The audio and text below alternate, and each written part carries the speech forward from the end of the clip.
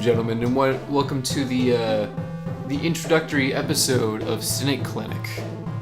I am here with my very good friend Abraham Dorado. Hello.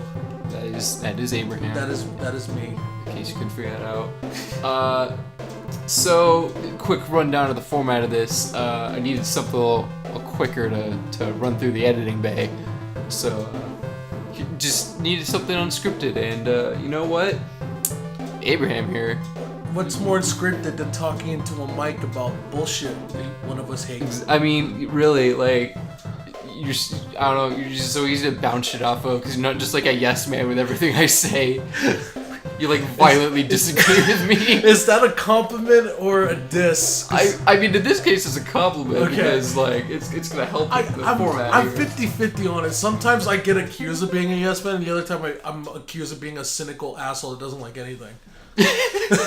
So there's no footing. I definitely get the cynical asshole who doesn't like anything a lot. Who considers you a yes man? That's Jacob Sanders. Really? Yes. And a bunch of other people at my work that you don't know, obviously. So, yeah. All right. Well, so today's topic, we decided to open with. We decided to do the grandiose first episode on the greatest topic. That's a hot button topic. Yeah, still probably. We're gonna be talking about The Last Jedi. Oh, goody. You probably already knew that because I'm sure there's a title on this. Yes. The world. The Last Jedi, the all beloved Star Wars movie that no one hated. No one hated. No problems at all. It's getting all the Oscars, all the love. Dude, the reception section on this is Michael is pretty looking lengthy. Yeah, Michael is on Google, so he's I've got the battle station going here. Oh god. Only one tab so far, but I'm sure that will change as this goes on. Did you find the tweets about the news stories about the actors that had to fucking delete all their social media because people are assholes? I only knew I think Daisy Ridley did that, didn't Daisy she? Ridley did that at the end of Force Awakens. That's not Last Jedi. It was the but actor that played Rose. Yes. Let me get her name here Kelly Marie Tran. Thank you. That's not. As you can probably see, one of us did our research, one of us didn't. Yeah, I was supposed to watch the movie again. Did you? No. I know. Dude, when have you ever known me to do my homework? Let that be on record. Michael Soderblom does not do his homework. No. I'm sure that's been on record, quite frankly. I'm just putting it out there.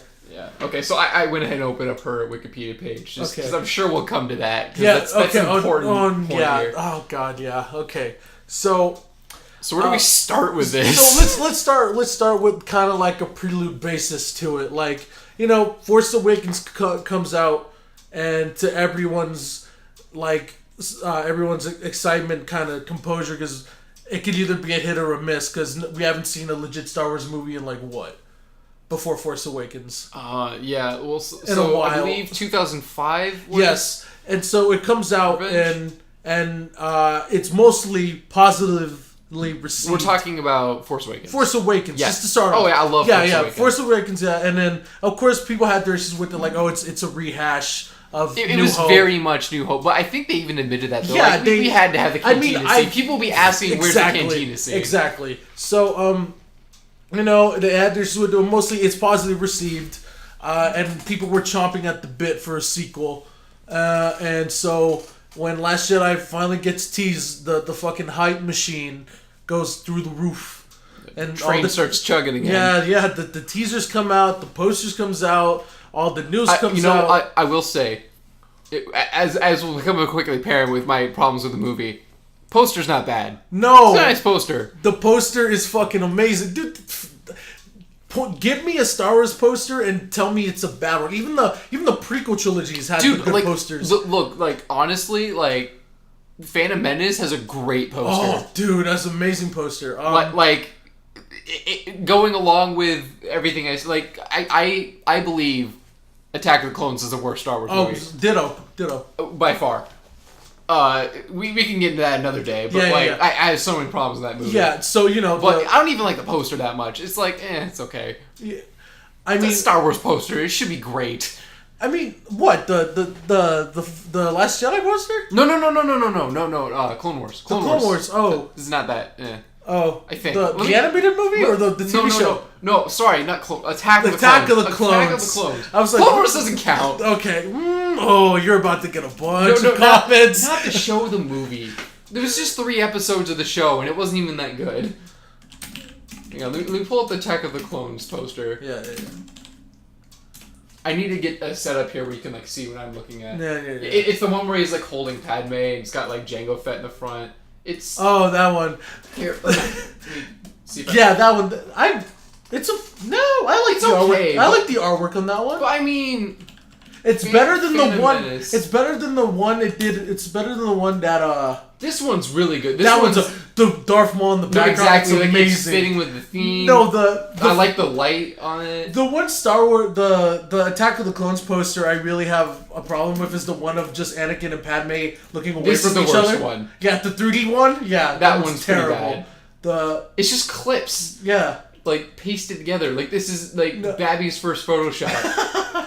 I can make this. This is at least like kind of tongue in cheek. That's kind of. I don't know if this is real. But no, I don't think it better. is. I haven't seen it. No, but there's I don't know if you'll find it. There's a Attack of the Clones poster that came out around the same time of the movie where it was just Anakin and Padme looking away from each other. And on opposite sides of the poster, and in the middle it has the Jedi code. A Jedi should know, shall know love. Not that. I've seen that. Yeah, I mean, it was shall not know like lost should not know love. Yeah, lost like, love.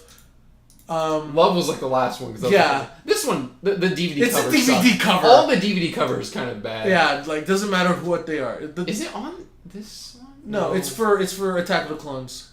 Yeah, this is Attack of the Clones. Yeah, that one. It's right there. Oh yeah, this one. That one. That one's not bad. I mean, I like the painted ones better. Honestly. Yeah, but what to say? A Jedi should know. A Jedi shall not know anger nor hatred nor love, and love is like a little bit away from the rest of it. Yeah, there you go, and it's over. That's a nice teaser. Yeah. If that movie didn't suck, it had pretty good promos. Honestly, if I didn't see it, it would probably give me a little hype because you're like, oh, it's grown up Anakin and he has a lightsaber. Yeah. This poster really like implies a lot. I mean, I probably wasn't. I saw Attack of the Clones in theaters, so there you go. Oh Jesus! I saw all the ones after Phantom Menace in theaters. Okay. I actually still remember, even though it was like 4 or 5. I remember seeing Phantom Menace in theaters. Okay. Anyway, I loved it. I was 4 years old. We're getting on topic. Anyway. Yes. Okay. The Star Wars movie we came for. Okay. So the marketing comes out. The hype train is full steam. The trailers come out. It's we know shit. Nothing. I just want to point out when I was looking for the poster for Last Jedi, the first thing that popped up was remake poster. Oh God! We'll get to the remake thing later. And to the very end, because that's the stupid. Oh, that theme. Yeah, I saw that. That was awesome. Oh, I never noticed that. That's kind of cool. Yeah. Well, it's a just so I remember to put this in later. Yeah. There's anyway. like a photo where like the whole Last Jedi poster is shaped like Darth Vader's helmet. Darth Vader's helmet. Yeah. Is that intentional? Yes. Okay. They came out and said it's absolutely 100% intentional. All right. Again, the art direction for that movie was not the problem I had with it. So the trailers come out and we know shit for nothing for story, and all we know is we're gonna have to figure out what happens with Luke. Yeah. All we know is that Rey's gonna talk with Luke, and that's it. We didn't know anything else. I think a lot of people assumed it's gonna go the Empire route. Yeah, everyone thought that. Okay, this is gonna. Which is a logical assumption. Yeah, because people were thinking like, oh, they're just gonna do rehashes of the other ones because. They only had Force Jedi, which on that point, Force Awakens to bases it off on. If they're well done rehashes and they feel like they're faithful to the source material, that's not a bad. You can argue that, but it's not like it's not really like creative or anything, but like that's fine. It would get old pretty fast. I mean, we've seen what happens when Star Wars gets experimental. Hold on, let's anyway. And then the movie comes out and the hype is through the roof, and then the critics' reviews are too damn high. They're like, so I see I don't know if you saw the critic reviews for Last Jedi the weekend. You usually post them, so I probably did. Yes, I saw them like, fuck it, let's go. It was like over 98.99. It was 98.99, like right above Empire Strikes Back, because I believe Empire Strikes Back was in 97. I remember you freaking out like, dude, everyone's saying this is better than Empire. I'm like, no way. Yeah, no, because like, in retrospect, I'm shocked that people think that. There's a reason this show is called Cynic Clinic, and one of us does not agree with the other. Let's just say that. Well, that was the whole point of the show. Yes. Okay. No. Anyway, so movie comes out. I see it first, or did you see release day, or did you have to wait a couple weeks?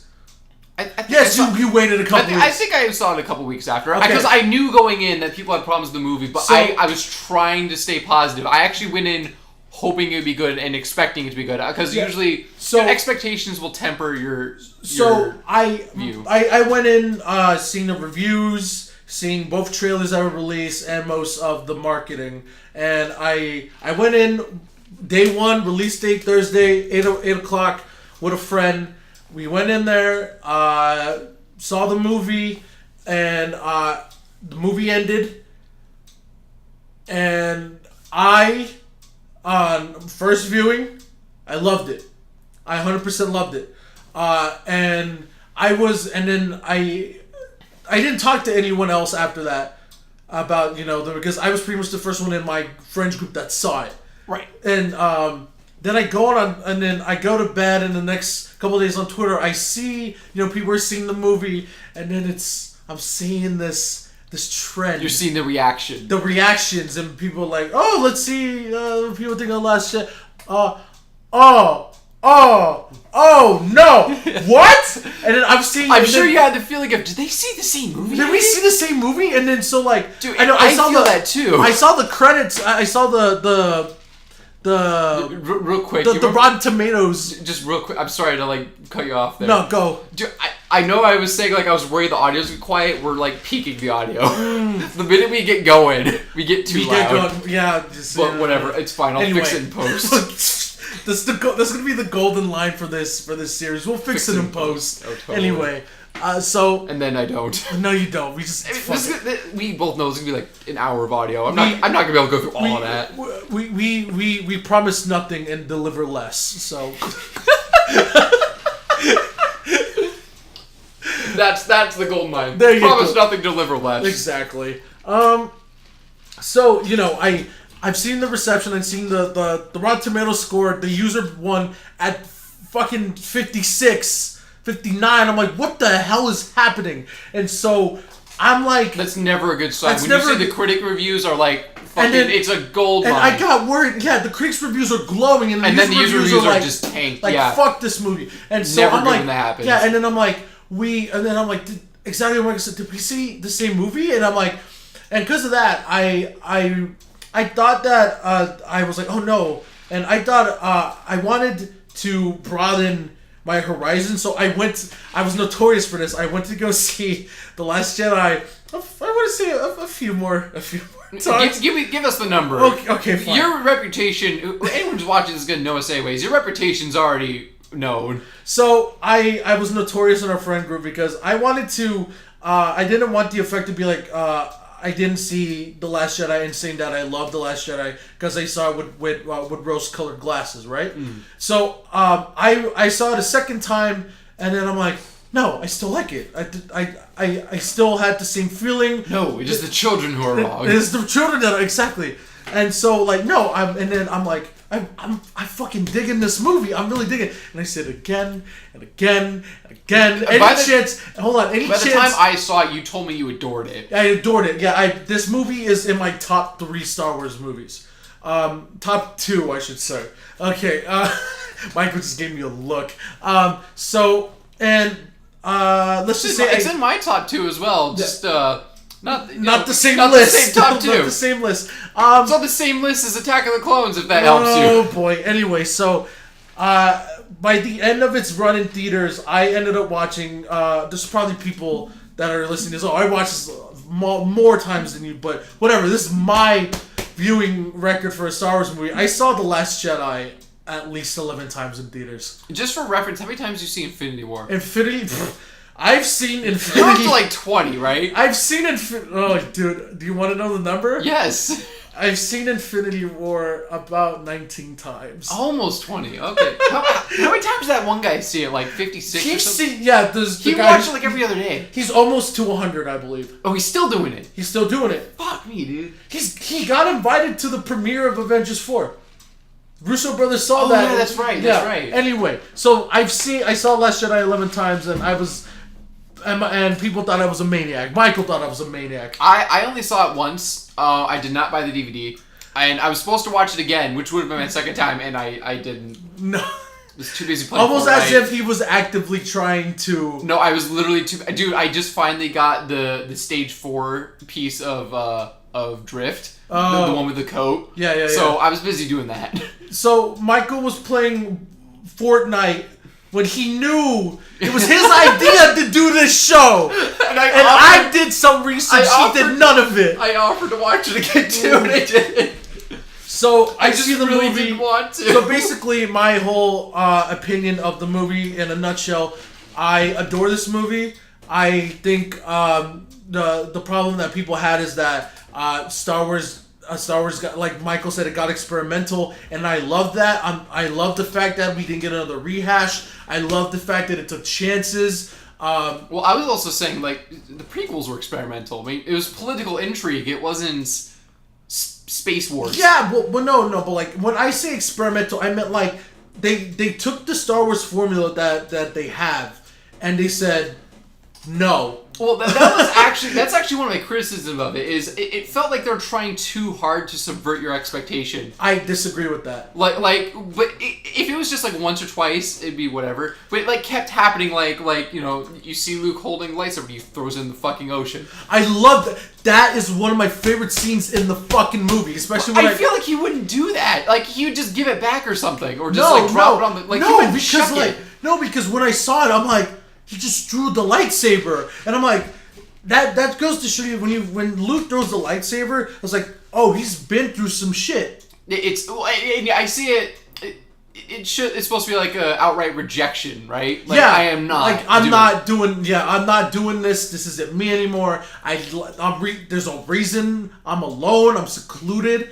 Right. And so that's what I also saw. It gave more layers to Luke than just like what he was in the original trilogy, was just the hero, the boy hero. The boy hero protagonist with a big flashy sword. Protagonist? Yes, protagonist. I said, I did not fucking stutter. I said protagonist. You stuttered a little bit.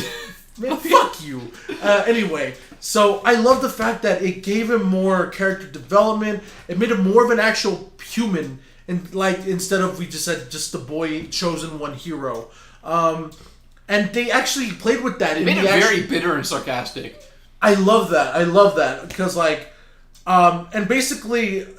The biggest theme I took out of this was out of the movie was basically don't meet your heroes, basically, because Rey idolized Luke. It was basically, God, I love the way they do this in the movie. Because you hear the stories and the legends like, oh, Luke Skywalker. Should we assume this whole thing is spoilers? The movie's been out. I know, but like, should I like? Just spoiler warning up front. Put a spoiler warning up front. Yeah. Yeah. So our bad. I was just thinking like, because I'm already thinking about like rebuttals. I'm like, I have to talk about things that are clear spoilers. Like just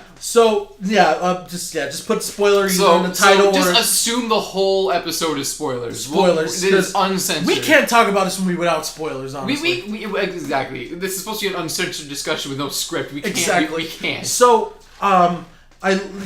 so back to what I was getting to. Rey, she's like, there's the whole galaxy knows the legend of Luke Skywalker, the hero that destroyed the Empire, and he's basically on God status for everyone. He's the Superman of this universe. He's like an idol. I'm trying to find the word. Idol's not it, but idol. Jesus figure, Messiah-like. It's something like that. There's like a specific word I'm trying to find. So I'm not gonna find it. So and of course Rey growing up hears these stories and like legend. I was looking for legend. Legend, yeah. I've said legend like 7 times, bro. You said? Did you? Yes. Michael's check fucking drunk. Check that. What? This is tea. This is iced tea. Is it? Let me smell your breath, dude. Oh boy. Anyway, so and like when she finally meets Luke. And hands him the lightsaber because she's like, okay, I'm on a mission.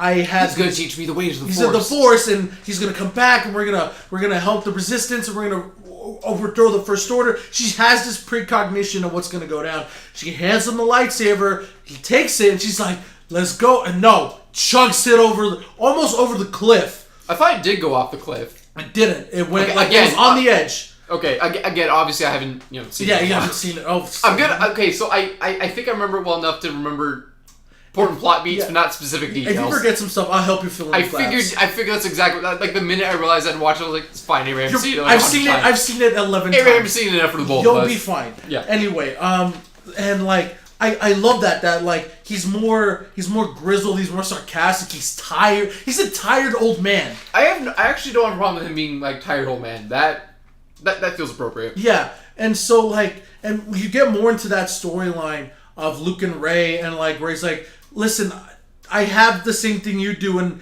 I want, show me, please, what, and help me. And he's like, nah, fam, I'm good. And like, just that whole storyline, I loved. I didn't have any issues with the storyline of like, of Rey and Luke's story when they were on the island and they were training, especially when he was trying, when he finally says, all right, 3 lessons, and I'll show you. Make it through 3. He gets to lesson 1 and they stop. He gets to lesson 2.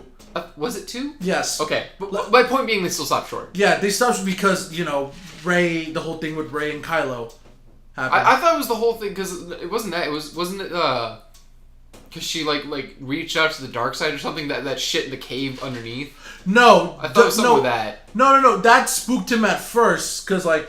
was that the first lesson? That was the first lesson. Okay, that might be where I got confused, because I thought they stopped after that. No, the second lesson is when he took her into a compartment into the temple, and then just like... Oh, the sacred text. The sacred text. I remember now, okay. Yeah, and then like... That part kind of passed me by a little. I might have gone to the bathroom. And like, I love that Luke, he's like, I'll teach you why the Jedi should not exist, why we are not needed, and why we should not interfere.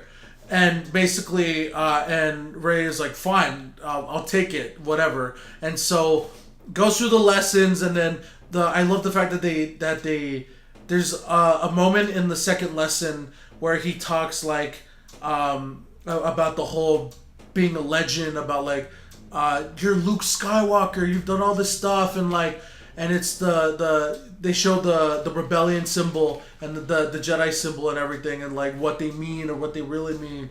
And it's like when she was reaching out to the Force, and like I love the whole conversation because he just broke it down. Like we are meant to be like warriors, we're meant to be peacekeepers, we're meant to be like almost monk types. To quote a terrible Star Wars movie, we're keepers of the peace, not soldiers. Exactly. I mean, I'm gonna keep harping on that movie. It's terrible. I know, but like, it's a valid point. But it's what the Jedi are. That was a valid line in that movie. There was tiny glimmers in the sand. Yeah. But we hate sand. It's coarse, rough, irritating, gets everywhere. And it gets everywhere. Yep. We had to do at least one. Basically the problems that people had with this movie is just what they do with the lore. Me personally, because we've been going on a lot about like the whole like Luke and Rey thing. Okay. Yeah. Luke and Rey is not my major points of contention with the movie. It's the lore, right? I more had problems with like pacing. Really? The pacing was an issue? I thought it moved at an appropriate pace. Or did you think did you think it moved too fast or too slow? Slow. Really? Way too slow. Really? Way. I did not feel like it was dragging at all. Dude, the whole thing with them chasing the rebels. Oh, that scene. Okay. Listen. Whole and the whole I can't pronounce the name. Canto Bite. Canto Bite. Okay. Yeah. That whole part of the movie can just be cut out. Okay, quite honestly. Since we're on the topic of Canto Bite, I'm just gonna say this: is it the best part of the movie? No. Dude, it's indefensibly bad. Is it the best part of the movie? No. Do I see? Do I personally think it should still be in the movie? Yes. Really? Yes. And hold on. Okay. Let me get there. Let me get there. And yes, while I think it could have done better because it was. I get what they were trying to do. They were trying to give more backstory to Rose's character and more of what she thinks of the Resistance. Like when they were trying to lead into the whole thing where it's like both sides of the war are being funded by the same people. Exactly. Like war is dirty. I like returning. War is dirty no matter what side you're on. I feel like there's a better way to pull off that message. Though. Like I said, it couldn't have been done better. Absolutely. It was not done. I'm not going to say it was done elegantly. Is there a director's cut of this movie? That's the kind of thing that like a final director's cut. No, can fix. Ryan Johnson, the director, said that there is no director's cut. This is all that I wanted to be in here. I'm telling you, this movie would benefit from director's cut. Majorly direct. I think he said he cut out like one or two scenes, and probably one of those scenes might have been important. That are it's in the novel, but it's in the novelization of the movie, but not in here. I don't know if you heard. They cut out Han's funeral. I can see why that was cut out. That doesn't seem like a necessary and scene. then the other stuff they cut out was more Canto Bight stuff. Thank God. We did not need more. Yeah. There's too much. And I believe one or two other things on Luke and Rey's training or some other scenes in there. Here's what I think should have happened. I think they could have skipped going to another planet entirely. They should have just gone straight to the ship. Honestly, I think they should have found some way to sneak on board the ship, like straight up. Yeah, just skip the whole the whole in between trip. Just go straight to the Dreadnought. It wasn't a Dreadnought. What was it? The Dreadnought was before. Yeah. There was like two big ships in this movie. Yeah, I forget the actual class name of I'm gonna call it a Super Star Destroyer. Even though, you know what? This is what we have Google for. Yes. What was we live in an age. Big ship? That's shit. What was the big shit in Last Jedi? Last Jedi. 8 ships introduced in episode 8. Was there 8? Alright. DJ Soul ships. No. Resistance bombers. Radas. TIE silencer. The Dreadnought. It was a Dreadnought. No, it was not the Dreadnought. Snoke's flag. It's just a flagship? It doesn't have a name? It's a Mega Class Star Destroyer. Yeah, there you go. It's the Mega... No, because that's separate from the ship that was bombing them, isn't it? No. So the Dreadnought was the one in the beginning. And that they blew destroyed the fuck up, with the bombers. Which I have to get to the bombers because I hate that. Oh my god. We'll wait. We'll get there. But I have to talk about the bombers. Okay. The Supremacy. That was what it was called. Okay. So it's a flagship. It's basically the Super Star. Yeah, it's a flagship. Yeah, I also agree that I think they should have just gone straight there. Like you want no, the whole. But they gave you a reason why they had to get the master coder. I think they should just get that. I honestly think they should have just cut that whole part out and just be like, and pull a Deus Ex Machina out of their ass. No. Just have like a sabotage mission of some kind. Like just don't overcomplicate it. They're on one ship and there's probably 40 of them. Right. So what can they do? I don't know. Do something stupid like that's the point they were trying to make. Like one of the TIE fighters crashing in the hangar or something. No, that was the point they were trying to make. They were butt fuck out of options, and that was their last. That could have been it. The sabotage mission could have been the last ditch option. That's what I'm saying. Yeah. I'm saying that they should have just changed. It was the same ends. They just needed to change the means. That's all I'm saying. Because then they could cut out the Canto Bight bit. The start and the beginning would have stayed the same, but the way there. Yes, the journey is different. The destination's the same. Exactly. That's all I'm saying. Yeah. I think they should just change. I have no problem with them trying to fuck up a ship that can track it through hyperspace. I have no problem with that. All right. So yeah, basically the big points that people don't like. That I heard. There's a lot of big points. It's I'm gonna go in order. It's Leia using the Force. Hold on, let me finish. Leia using the Force. The Canto Bight storyline. The whole thing. General Holvo storyline with Poe. Yes. And I know some people had a problem with them hyperspacing into the ship. That was one of the best parts of the movie. I thought it was visually the best part of the movie. I never quite resolved how I felt about that. It was a sacrifice scene. No, what else do you need to take apart from that? I think the problem people had was why didn't they just start open with that? It's the thing where why don't you open with your finishing move? That kind of thing. It's why didn't they just do that in the first place? Because there were people on the fucking ship and they weren't at the planet yet. What are they gonna do? Just go inside? If they go in escape pods, of course the First Order's gonna pick them off. They said they had enough fuel for like another jump, right? They just couldn't because they were gonna be chased. They're gonna be chased. So they should have sacrificed one of the. Because they were gonna get caught eventually. Right. So because there was 4 ships. There were 4 ships, and over the course of the chase, they slowly get. Yes. So I'm saying, because I assume at hyperspace, if you're gonna ram something, the size of your ship doesn't matter that much. So take one of the smaller ships, evacuate everyone off of that, suicide run. It wouldn't do the same damage because they used the resistance flagship. Then use the flagship. Unload everyone onto the other 3 ships. And then they're gonna be easily picked off. But they just destroyed the fleet.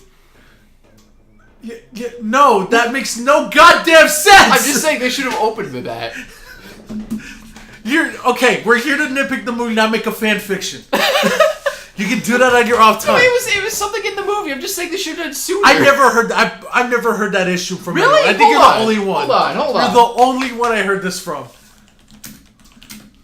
Keep talking about something. Okay. So the issues I brought up were that people had a problem was Leia using the Force, the Canto Bight storyline, the Poe General Hovo conflict. I got top 5 problems right here. The chase scene, Poe being taken down 2 pegs. More time on Crate and less time on the fleet is what they're saying. Like, more time everywhere else. Canto Bight. And then of course, really lousy I think they're talking about. Right? Yeah, I think it's saying like they just kill Snoke off and then. Oh yeah, Snoke was another one. That was a big problem. Hold on. I have a big rebuttal for that. I don't think he's actually dead. Not even that. I think he's like a host or something. Oh, yeah, anyway, we'll get to that. And then there's there's the shit with the scene with Luke and Yoda, and then there's the scene at the end. Then there's the whole scene on Crate that have an issue. Basically what happened, Luke's fate. Oh, the fact that he died. Yeah. So, all right. So I'm gonna hit each one of those bullet points, and then you're gonna hit those bullet points on your dice. So, starting with Leia's use of the Force. Let's go one at a time with both of us, because I'm gonna forget them all at the end of it. Okay. So my thought on Leia's use of the Force. I didn't have an issue with it at all. I just loved how people. I just didn't understand how people just forgot that Leia could use the Force. But hold on, let me go, and then I'll let you go.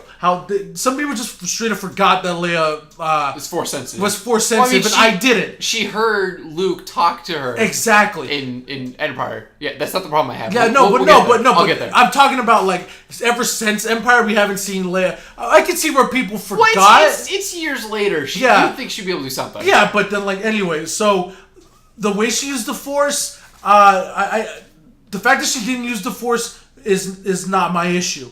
I do agree it could have been executed better.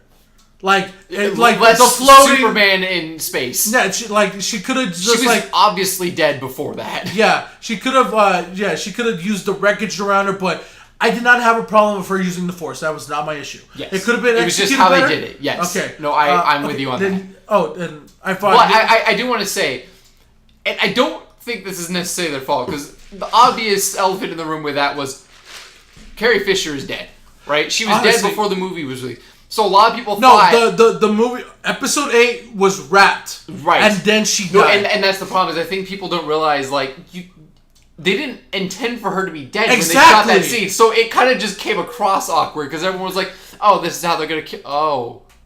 So it's kind of like a gut punch, because you've accepted that she's gonna have to die in this movie because you know Carrie Fisher's dead. No, but they clearly didn't have time to retcon but here's the fact: this movie was long and done and edited right before she fucking died. Now I cannot verify a lot because a lot of people said oh, she's too important to the movie to take out. I don't, because she was unconscious for a lot of the movie, wasn't she? She was supposed to be the main force of the new trilogy, right? So I feel like. I'm not 100% sure, because I'd have to watch it again with this thought in mind. Yeah. I wonder if they could have killed her in space there and then edited her out of the rest of the movie. It would have been a little Because she's not in that many scenes, so I feel like that could have been done. I just don't know if like major plot points would be missing. No, because then we wouldn't have the reunion of her and Luke, of her accepting that her son is gone. That's like there's no closure to her character. Yeah, of her just being killed would have been honorable. But what are they gonna do for the next movie? That's the problem. Because she's not dead. What are we gonna do? Unfortunately, that's a problem they're gonna have to deal with, and it's not their fault. No, shit just happens. Yeah, I'm really curious how they deal with that. My problem I have is not one that can be addressed. Like, I have a problem with her being in the movie, but like that's no one's fault. Exactly. I can't be mad at them about that. And I agree, very poorly executed force powers. Yeah. I have no problem with her having them. That's canon. Maybe just not the Superman thing. Yeah, that was a little ridiculous. Yeah. Okay, and then what was your next point?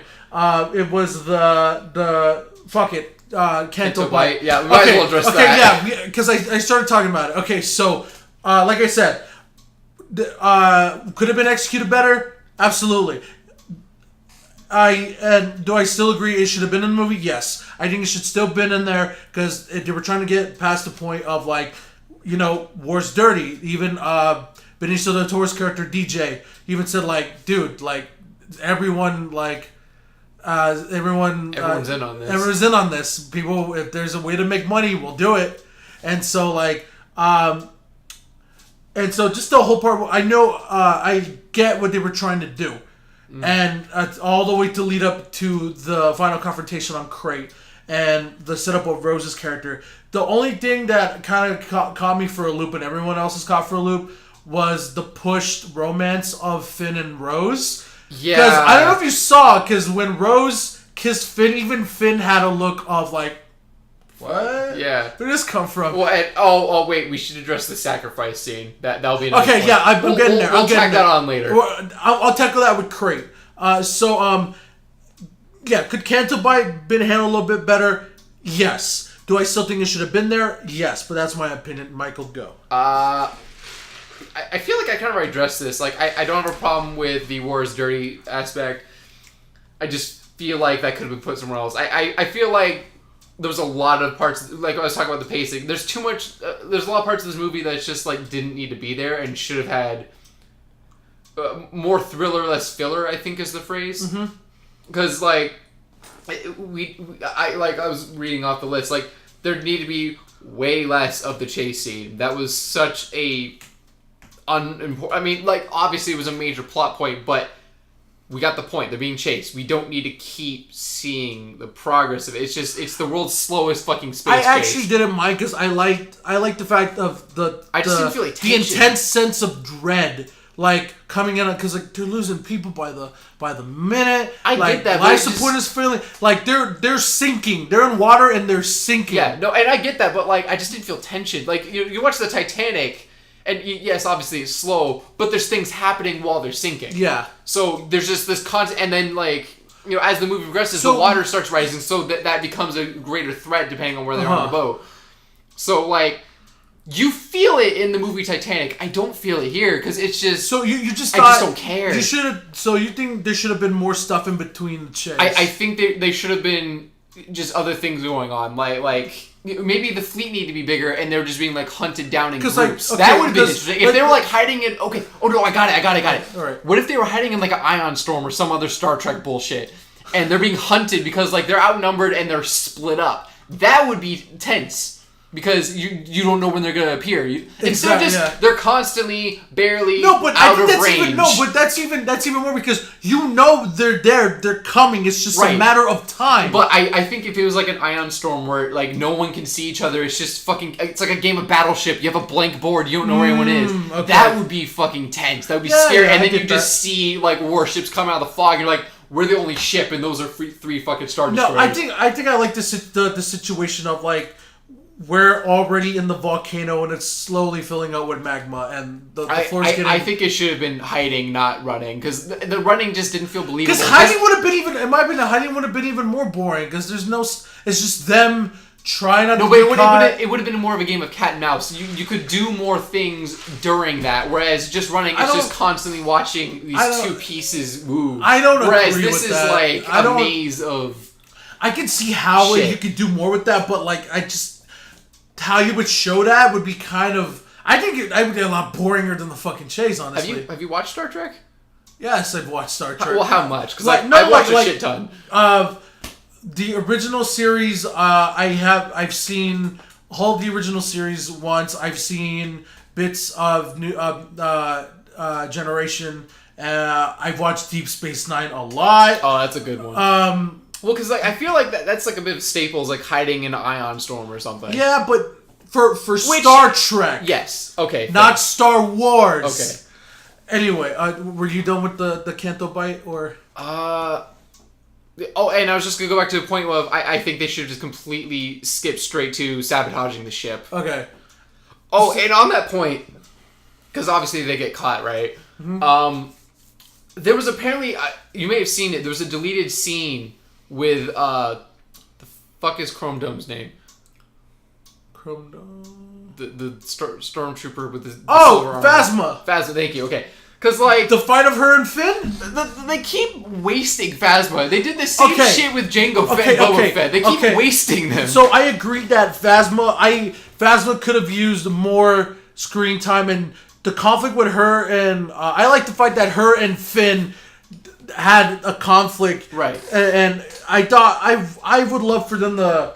Well, and just the supervillain shit of, like, kill them slow and painful. It's like, oh, they're obviously going to get away now. You just told them to be killed slowly. What do you think is going to fucking happen? I don't know if you guys, I don't know if the people listening know about the deleted scene that we're talking about. It's the scene that got released a couple months after the movie when the Blu-ray was coming out.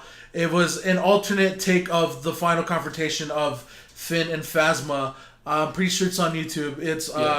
What it was? I'll put like a. The do you think I can clip it without being content ID? Just honestly, just put it in the description. Just link it. Okay, yeah. So that way we don't have to I'll deal cover with my. it. I'd rather not. I'll put like a button here if I can remember. With the currency of Disney of how it is, I'd rather not dance with the copyright claim in the pale moonlight. Yeah. I did that with Nintendo, and I'm nobody. Oh, dude, Nintendo's the worst offender. Yeah. You don't. That's not poking the bull. That's kicking the bull. Yeah. Anyway, note to self: don't play Twilight Princess on your YouTube channel. It was for Twilight Princess. It was Twilight. Yeah, I got hit like 4 times. Jeez. Okay. It was like way after they were uploaded too. But anyway, another point. So Phasma. Nintendo's gonna get someone. Explain deleted scene. Okay, so the original confrontation of what's in the movie. You know, they do their little fight. It's I like it. And basically. Finn sells her out. No. I'm talking about the original fight. Just a contrast. Sorry. They have the little fight. Finn gets the upper hand, and then the chucks her into a fire. Basically, and because in the first because BB-8 shoots her, right? BB has control of the walker and then shoots her, right? You think so? Yeah. I don't remember that well. I just remember she falls into the fire. Okay, so and that's where it ends. I just remember being annoyed the whole time. Yeah. So what the deleted scene changes is, Phasma is kicking Finn's ass and has the upper hand. She's got trooper backup. There's other troopers there, and they when right before Finn can fight back, the troopers raise their guns like you're outnumbered. Put down your weapon, and then basically Finn is like, oh, yeah, he tries to basically she shut down the shields to Starkiller Base because I pointed a gun at her. When she's in danger of herself, she will do anything to protect herself. Right. She talks about all this shit about loyalty and about being a stormtrooper, and for the First Order, she's full of shit. And then you see the stormtroopers looking at each other like, what do we do? And then Phasma, because at this point, Phasma has her crackhead helmet, and you see her eyes, her pupils dilate, and she's panicking. When you see her eyes dart to the troopers next to her, she just turns and shoots them. She shoots them all, and I'm like, bro! Dude, that would have been way fucking cooler. And then shoots them.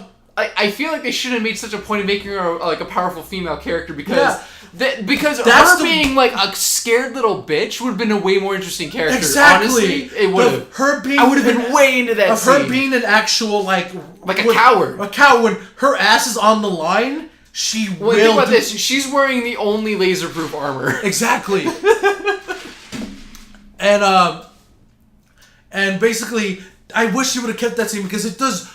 Like, they could have done the exact same thing, like, not show Phasma until the end of the movie, and then done that, and that would have been more. And they wouldn't have wasted her. That's all you needed to do.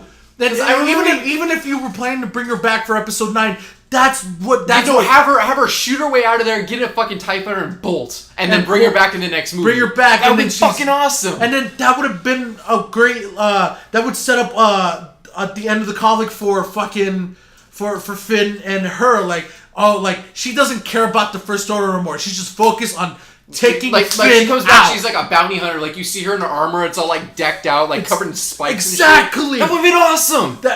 She's like, no, fuck the First Order. This is personal. This little shit has been a thorn in my side. Yeah, no, and like, that would've been amazing. No, yeah, I agree. Yeah, because I even remember, that was actually a problem I had with Force Awakens, was, I felt like they wasted her there too, because I was hoping, like, I was because she wasn't half the promotional material for Force Awakens. Yeah, they built her up like, oh, Phasma's a female stormtrooper. Well, she's a badass. And like, she's like a great actor, and they had her come out and do all these interviews. Like, she was so proud to like be playing this strong female. Like, they keep using that word, like strong female character, and then they waste her, and it just completely ruins the point. Yeah, it's like. What strong female character? I'm sure people get accused of being like sexist for like shitting on her for being a shitty character, but she's a shitty character. They did nothing to reinforce the strong female character. She has so much potential, and I believe, and they just blow it. I hope. I thought she was going to betray them when like, she like shutting down the shields. Remember, they were like looking away from her talking. I thought she was going to like call security. But no, she shuts down the shields, turns around, and pulls a one-liner. It's like they don't even have a gun to your head anymore. Just fuck them. Yeah, you're bulletproof. One of them is an old man. Just take him out right now. Oh, one of them is a Wookiee. It's still, like, go down fighting. Get out and, like, do something. I'm so shocked she just went with it. I hope JJ does bring her back. Like, yeah, it would be the bullshit. Like, how did she survive the explosion? Well, I mean, how did she survive Starkiller base? Yeah, anyway. But, like, trash I hope he brings her back, and with that storyline of, like, just the basic storyline of, like, fuck the First Order, I'm going after this one guy. Just revenge. Revenge. I would love that. Yeah. But, yeah, I agree. Again, another thing that'd be good in the director's cut. Put that deleted scene back in. Let's have that. It's way better. It's in the Blu-ray. It's just in the deleted scene I know, section. but I want that to be canon. I want that to be the story that happened. I know. But, like, it's way better. So, yeah, and... we spent a lot of time on this. Okay. We were talking about Canto Bight, and then after that, we were pretty much... done with Canto Bight. Well, no, yeah. Okay, and then the next one after that is basically with the same scene is the conflict between General Hovo and Poe. Let me just say this up front. Okay, me first. So, Force Awakens, I loved Poe. Poe was my favorite fucking character. He came in, badass. Like, he's like if Wedge Antilles had a character. Oh my god, bro! Like, Oscar Isaac, the actor, when he was doing interviews for Force Awakens, like, well, he said they always would kill him. He hated being the guy who dies in the beginning of the movie. Yeah. So like he get in interviews and he's like, Poe is a badass pilot and he believes that shit. And like, they do a good job of showing it. The scene of in Force Awakens of when they're at the Mos Kanata's cantina and it gets attacked and the X-Wings come in wreck and shop. he's wrecking shop. No, exactly. And he's like, I know I'm the slickest and the best pilot. Atrocity over there. Yeah, and then like I love the fact that in this movie. So imagine my surprise when he has more screen time in this movie. The opening scene starts with him fucking with Hux, and it's great. By the way, quick side note, I love the dialogue in this movie. Yeah. The jokes were not bad. I love the chemistry that characters have with each other. I do. Like the Rose notwithstanding. Okay, anyway. Jesus Christ. I had to say it. You're one of the... Okay, Tumblr. Sit down in the corner and yes. 4chan.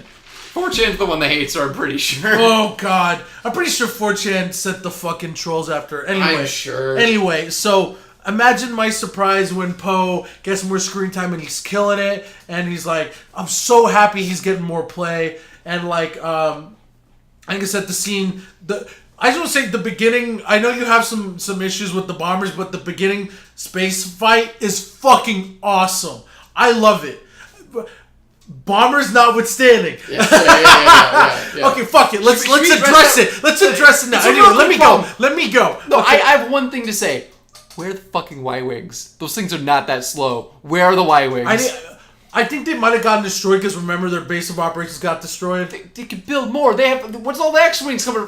These bombers look way bigger and more expensive. I'd rather have Y-Wings. Okay, they're faster. They have stronger shields. They have an R2 unit. So to preface what we're about to talk about, in the beginning space scene of Last Jedi, there's a space attack and they're trying to destroy this dreadnought, and they have these bombers. These World War II-ass B-52 bombers. I love the design. I love it, and they're going in. Cool, but they're stupid. Yeah, hold on, and then they're supposed to go over a certain point and drop the payload on it, right?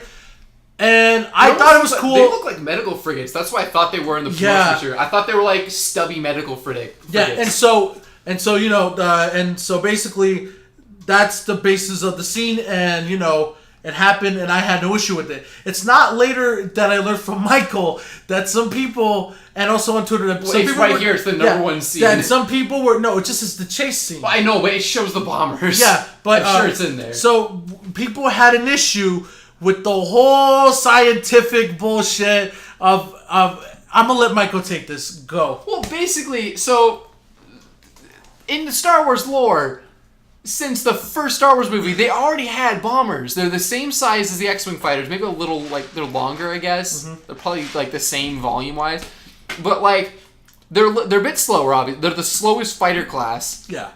But they're basically flying tanks. They got stronger shields. They can have a gunner in the back. They have ion cannons. They have bombs. They have photon. They're fucking loaded, man. These things are when I play games which have a selectable ship, I actually will usually go with Y-Wing even though they're slow because they're just so durable. So my point being there's already bombers in this universe and they're pretty good. So what's with these huge expensive bombers that just get picked off immediately? One makes it through and it gets destroyed in the process. They almost don't drop their payload.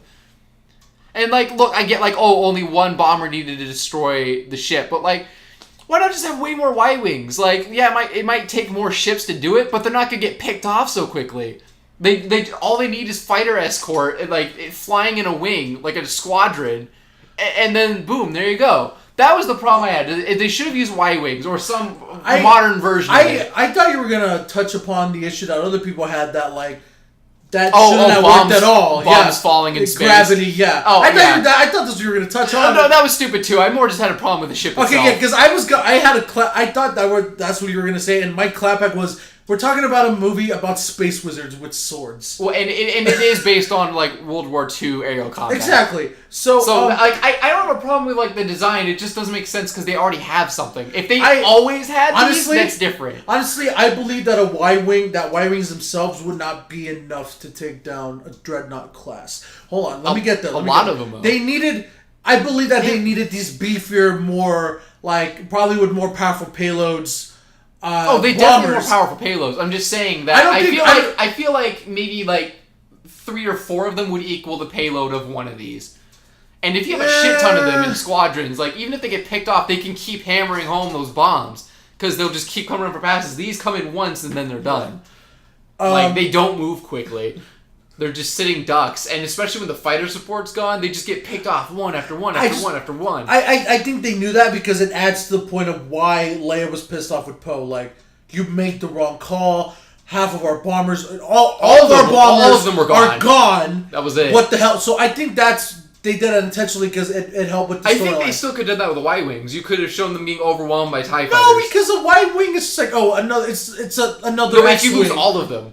If it was all, no, I would one or 5 would have survived. Yeah, but that's not enough to take out Dreadnought. No, because I understand. No, because it means more because these are bigger, they're beefier, and they're literally problem solvers.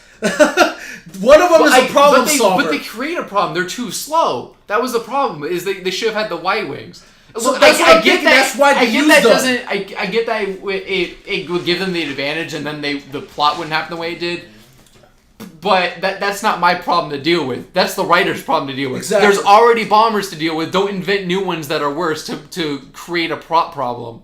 I mean, that's the point I'm getting. Is like it doesn't matter why they have these bigger bombers. They don't make sense in this universe because they already have bombers that are better. We don't know that they already do. Maybe they stopped using the Y-wings.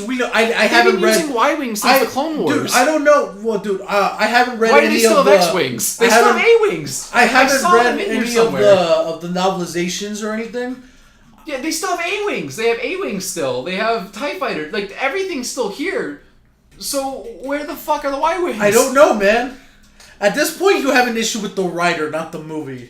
Yes, with I think a lore master is a thing. They should have been on there like, we already have bombers. Use those. So just pick those off. I don't care. Just use the ones we have. Yeah. Makes more sense.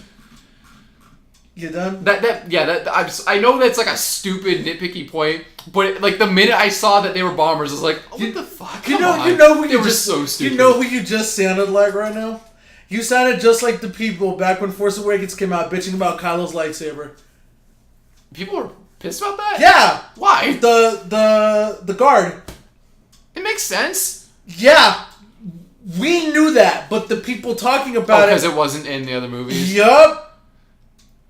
I feel like and also they nitpicked it down to a science, and no, even the lore master's like, no, stupid, these are the specs. Right here, that's how it would work. The crystal, I'm just saying that's what you sound like to me right now. Okay, well, so they actually explained the way out of that. Did they explain why they use these instead of Y-wings? I don't know, man. If they did, I don't know. I can't be the only one who's asked why they didn't use Y-wings. The only problem, I thought, like I said, the problem I thought you were going to bring with the bombers was the whole gravity bullshit.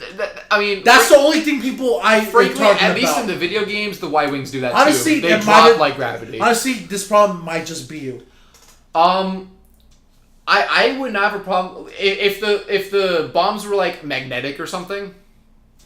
Like it could have been. If there was some dumb like if they how the TIE fighters propelled because there's no like engine. It's like it's like impulse or something. Yeah, I don't know. Or I don't know, but like if it was something like that where they're like self-propelling, I don't know. I feel like that can be explained. I just can't explain why they use these huge ass bombers. You went on your bomber tangent. I think I got it out. Okay. I think I made my point. Can you please do me a favor and put your dick away? It's really distracting. Anyway, so I was going in. So one of the plot points that are in this movie is Leia gets put out of commission because what we talked. She gets attacked. Did we already address She gets in the med bay, and so there's a new general that gets appointed in her stead, and that's General Holvo. And a lot of people did not like General Holvo. I had no issue with her. I don't know if you had an issue with General Holvo. I had a problem with her not keeping Poe in the loop, especially if she knew that he was a problem. I feel like he's like a captain or something, isn't he? Yes. Like he gets demoted. Remember? Well, I know, but like regardless of that, like he was still a high-ranking official, and he clearly wanted to do something. I feel like everyone should have been in on that plan. Unless, did they think there was a mole? Or was that just Poe that thought there was a mole? I think it was just Poe. I think no one thought there was a mole. No, I thought there was like a whole B plot where they thought there was a mole. Because I remember thinking like, I wonder if the general's the mole. Like I remember thinking that. No. Maybe that was just something I thought. No. Poe just thought that like she was being treasonous and like you want us to die.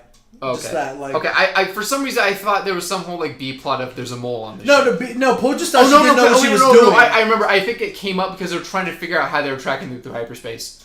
That's right. Okay. Yeah. I think that's where that thought came from. Yeah. So I was waiting for the reveal of she's a mole. No. Turns out she just had she had ulterior motives that were for the benefit of everyone. I'm pretty sure she said that it was under Leia's orders not to tell anyone. I don't know. That doesn't make sense to me. I feel like senior level staff should have been informed. Yeah, it was just once again it was another situation where like the solution of just talk would have helped. Yeah, but hold on. I'm checking the... Yeah, Poe didn't need to be taken down 2 pegs. His antics cost unnecessary lives. Was less fond of this happening a second time after Poe took command away from Haldo. I don't necessarily think Haldo should have told him her plans. He was viewed as being too rash and irresponsible to the point where he's demoted. I can understand the high-level officer not divulging everything to someone like that. But I also found this combined with the Canto Bite betrayal just a little too much. Again, this second issue can be resolved by simply not having the chasing and having Poe go from demoted captain, tail between his legs, to heroic resistance leader during the extended battle on Crate. Oh, yeah, I know a lot of people were saying that the battle on Crate should have been longer. There should have been more than just the AT-AT walkers. The AT-AT walkers... What are they called in this? Are they still called AT-ATs? They're AT something. ATSTs? It's... Or I think they're just AT-ATs. It says AT-ATs on this, but, like, this is some weird...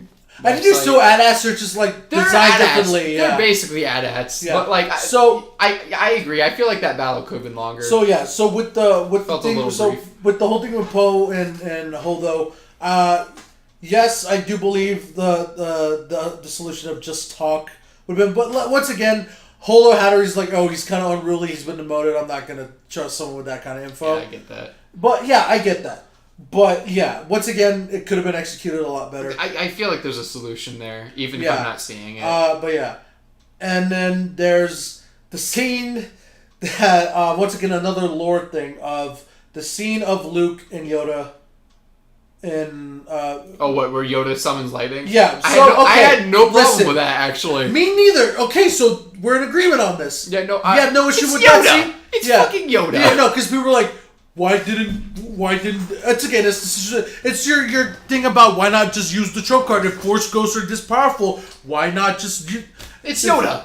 Exactly. Like, he doesn't just do things. Oh, so I don't know if you saw it, but the sacred texts were not burnt. Yes. No, yeah. They showed that at the end of the movie. It showed up, it turns out that Rey had them the whole time. Yep. And I think Yoda knew that. I'm sure Yoda knew that. He was just trying to make a point to Luke. Yeah. And I love that. I had no problem with that scene at all. And I adore that scene. When he showed up, I marked the fuck out. It was like puppet Yoda too. And no CGI puppet fucking Yoda. You know what's funny? When I first saw that, I don't know why. Maybe it was like the blue haze effect they were using. Uh-huh.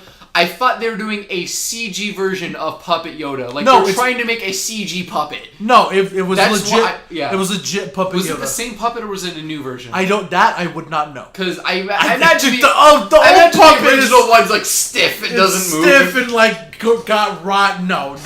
I'm sure they made a new one. It's a new puppet. Like based on the same specs or something. But no. So no issue on that scene between us. No. I mean it's obviously a little goofy, but like... Goofy? In what sense? No, just the fact that Yoda could do that. But like, I'm not gonna... I'm not gonna make a point on that. I mean... Force Ghosts. Yeah. No, I'm not gonna object to that. Okay.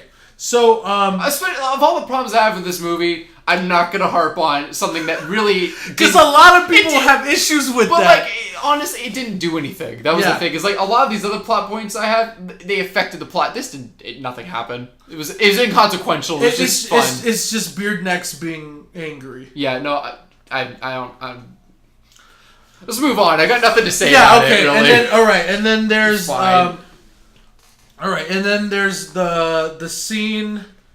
the only thing I'm waiting for is Rose sacrifice. Just the whole scene's on Crate, basically. Oh, we haven't talked anything at all about Kylo. So, I actually think I liked him a little better in this movie. Yeah, because I remember coming out of Force Awakens. I didn't have an issue with him, but the major consensus was fuck Kylo. He's still a whiny bitch, but I feel like this time he feels more deliberate, whereas last time it felt like they were trying to build up as like a Darth Vader, but like failing at it. Whereas this time it's like, oh, he's like a cosplayer of Darth Vader, and he gets called out. That's his whole point. He's an angry fanboy. Yes, and he's a moody fanboy. Oh, so does he represent the fan base? Yeah, dude. Did you see that tweet? That fucking nailed it. Wait, I was kidding. No, there was a tweet that was like, I think I know what's going on, and like Lucas and Johnson knew what they were doing. Like, dude, I was totally joking. Yeah, no, there's a tweet out there. He's supposed to be like an angry cosplayer. I don't think it's confirmed, but I think that's what they're going for. That's because he's a fanboy. He looks up to Darth Vader like he's a hero. Oh, my God. Like, Rey looks up to Luke, and Kylo looks up to Darth. Oh my God. So, yeah. So he's, they're different. Rey and Kylo are different kinds of fanboys. Kylo's the one that cosplays and follows, like, everything to the letter. The edgelord. The edgelord, basically. And, like, I love how he gets called out when he's like... Take that stupid mask off. It looks ridiculous. Yeah, you look ridiculous. Yeah, no, I actually like that. I think I didn't like it at first because it felt like again, like it was that problem I had where I feel like they're just trying to subvert expectations. Yeah, that one I didn't have a problem with actually. Yeah, that one. So again, it felt like they're actually making his character make a little more sense. Yeah, exactly, and I love that. Like he's just a whiny bitch. Yeah, and then like when like Kylo was just trying to follow in the footsteps of Vader. He was trying to be a carbon copy. And then when he gets called out on it, he gets angry about it. He destroys the mask. He starts to... Well, and that's the thing, like, you know, when you tell a kid that they're doing something stupid and childish, they self-destruct. Yeah, because... Like, I remember, this is a little personal. I don't even remember what it was about. I just remember when I was younger. I used to, like, play with Legos all the time. Like, I built, like, little spaceships and, like, keep them in my room and shit. Yeah. I don't remember what happened. I got, like, really angry one day. And I was, like, 9. So I got 9-year-old angry. Mm-hmm. I just started fucking wrecking my Legos and throwing them on the ground. Like, I threw a tantrum. That's what he does. He throws tantrums. Yeah. Did he throw a tantrum in this movie? Yeah, dude, right after, we just talked about this, when Snoke tells him to take the mask off. Oh, he destroyed, he destroyed the mask. Yeah. No, because he threw a tantrum. Yeah, no, because... And right after, when he sees Luke on the surface of Crate. That was a good moment, I loved it. Blows up. He's like, more! Doesn't he? More! Doesn't spit start, like, flying from his mouth like a stray started he's going... Dude, he had this crazy look in his eyes. Dude, that was... And props to that actor. That scene was good. Dude, Adam Driver killed it. That was amazing. Dude, I feel like I have to say, I probably already made it clear. This movie has its moments. Really good moments. Yeah. Like, I'll say sometimes, like, oh, Phantom Menace had its moments. No, this movie has good moments. Really good. Really good. Shit like that was good. Amazing. And then I really like the whole plot point of him and Rey being connected by the Force. And talking. I thought it was weird at first, but it grew on me. I don't have a problem with it. I would have loved the idea more if they would have. I actually wish they expand on it. I wish. I would have loved the idea more of if they just let the Force is just connecting us and like instead of just revealing at the end. Yeah, like Fate wants to like not just revealing at the end. Oh, Snoke's like, no, I did that shit just to see. Again, subverting expectations. Yeah. So it was a little too much in this movie. Yeah, so no, but I love the fact that they were talking to each other and they got in each other's heads and each other's mindsets and like. Well, and it almost became like casual, like the it got to the fourth time it became like, oh hey, it's you again. Hey, it's like, you. No, the point where the scene where after where Rey goes in the pit. And sees herself in the mirror, and she's like, yeah, and we just, and it makes sense she's talking to us like she's being a narrator, but it turns out she's talking to Kylo. Oh, that was great. All casual, like, no, nothing, like, just telling her, this is what happened, I didn't know what would happen, and Kylo's just there listening, and actually intrigued and interested. Mm-hmm. Like, it again, like, they're supposed to hate each other, but it became, like, friendly. Exactly. Which is very interesting. I love the fact that, like, because when they first saw each other, Rey was like, you're a piece of shit, you're gonna pay for what you did to your father. Yeah, the first time they saw her, she was fucking mad. She was mad, and Kylo was like, like being a hoity-toity. Exactly. And, like... Is that the right use of that term? Yeah, hoity-toity, yeah. So, and I love that. And, like... I also love the fact that they showed that even they didn't know what was going on. Like, oh, totally. Kylo was like, you doing that? No, you doing that? I don't know how to do that. And he even said, why is the Force connected us? And Rey's like, fuck if I know, man. You have more experience than I do. Yeah, it's like, I'm here to learn about this shit. Yeah, and so... Dude, and that was, like, when, wasn't there like a sea breeze that came by and then, he had, like, water on his face? Water on his face? Yeah, and he's like... That was really cool. That was awesome. I love that scene. And it was confusing as fuck, but it was really cool. And it just... I shows how on that. They probably will in the next one. They just were sending the seeds. Well, but the problem is that they already made the point that Snoke is doing that, so it's not gonna happen. No, anymore. but she could. But then again, this is JJ. Yeah, JJ. Yeah. JJ loves his box of secrets. Exactly, dude. Probably JJ already has the script written. He probably knows what he's doing already. So, and it gets to the point to like, dude, he's gonna be under a lot of scrutiny when this movie comes out. Because basically, people, and it's not... it's not really his fault he's being under so much scrutiny. Love this movie or hate this movie, Rian Johnson gave him a hell of a task to deal with here. Because he killed off a ton of plot points that he set up. No, but we set up, there was no roadmap. No, I know, but that doesn't mean that you just end the road. Yeah, but Johnson, I don't think Ryan meant to fucking... When he was directing, I think he sort of poking the holes in there. He thought. Well, I saw a lot of people saying that he didn't like any of the stuff that's up, so he just killed all of it. That because a lot of people had problems with because they killed Snoke, and his origin story. They killed Rey's origin story. Just dead ended every mystery box. I'm pretty sure about Rey's story. I do think Snoke was lying, by the way. Huh? I think Snoke was lying, and if no, it wasn't Snoke that told her. It was Kylo that told her that she came from Junkers. Yeah, there's a bunch. Snoke. No, it was Kylo. It was after the fight. It's like in your heart. During the fight. Are you sure? No, it was after the fight. Hold on. Look it up.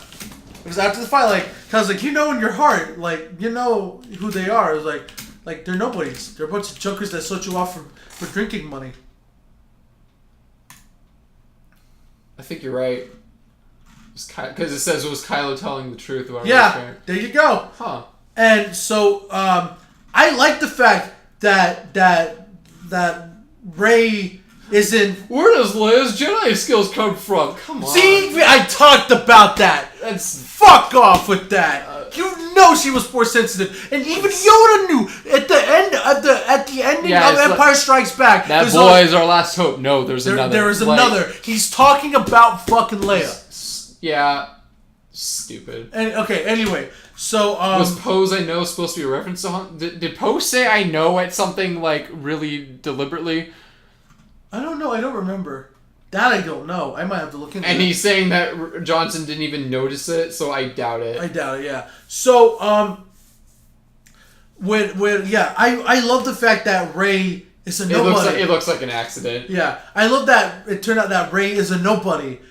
She isn't related. She isn't a Skywalker. She's not a Kenobi. And I like because everyone was everyone had their fan fiction. She was Luke's. Yeah, daughter. everyone she had to be related to someone. She had a Kenobi or a Skywalker or another. It makes sense why people assume that because the entire Star Wars saga has been about the legacy of the Skywalkers. Yeah, but I love the fact that she's an actual nobody. She was just wrapped up into this, and she just happened to be force sensitive, and because there are little accident. Huh? Happy little accident. Exactly. I love that. I love that I do kind of appreciate that her origin story isn't there was no father. She was born of the exactly. That was dumb, but no, because they're. I'm not asking for it to be some predetermined, stellar, deliberate. She was not a chosen one. She was literally. She's an anomaly. She was not. I wasn't asking for her to be a chosen one. I was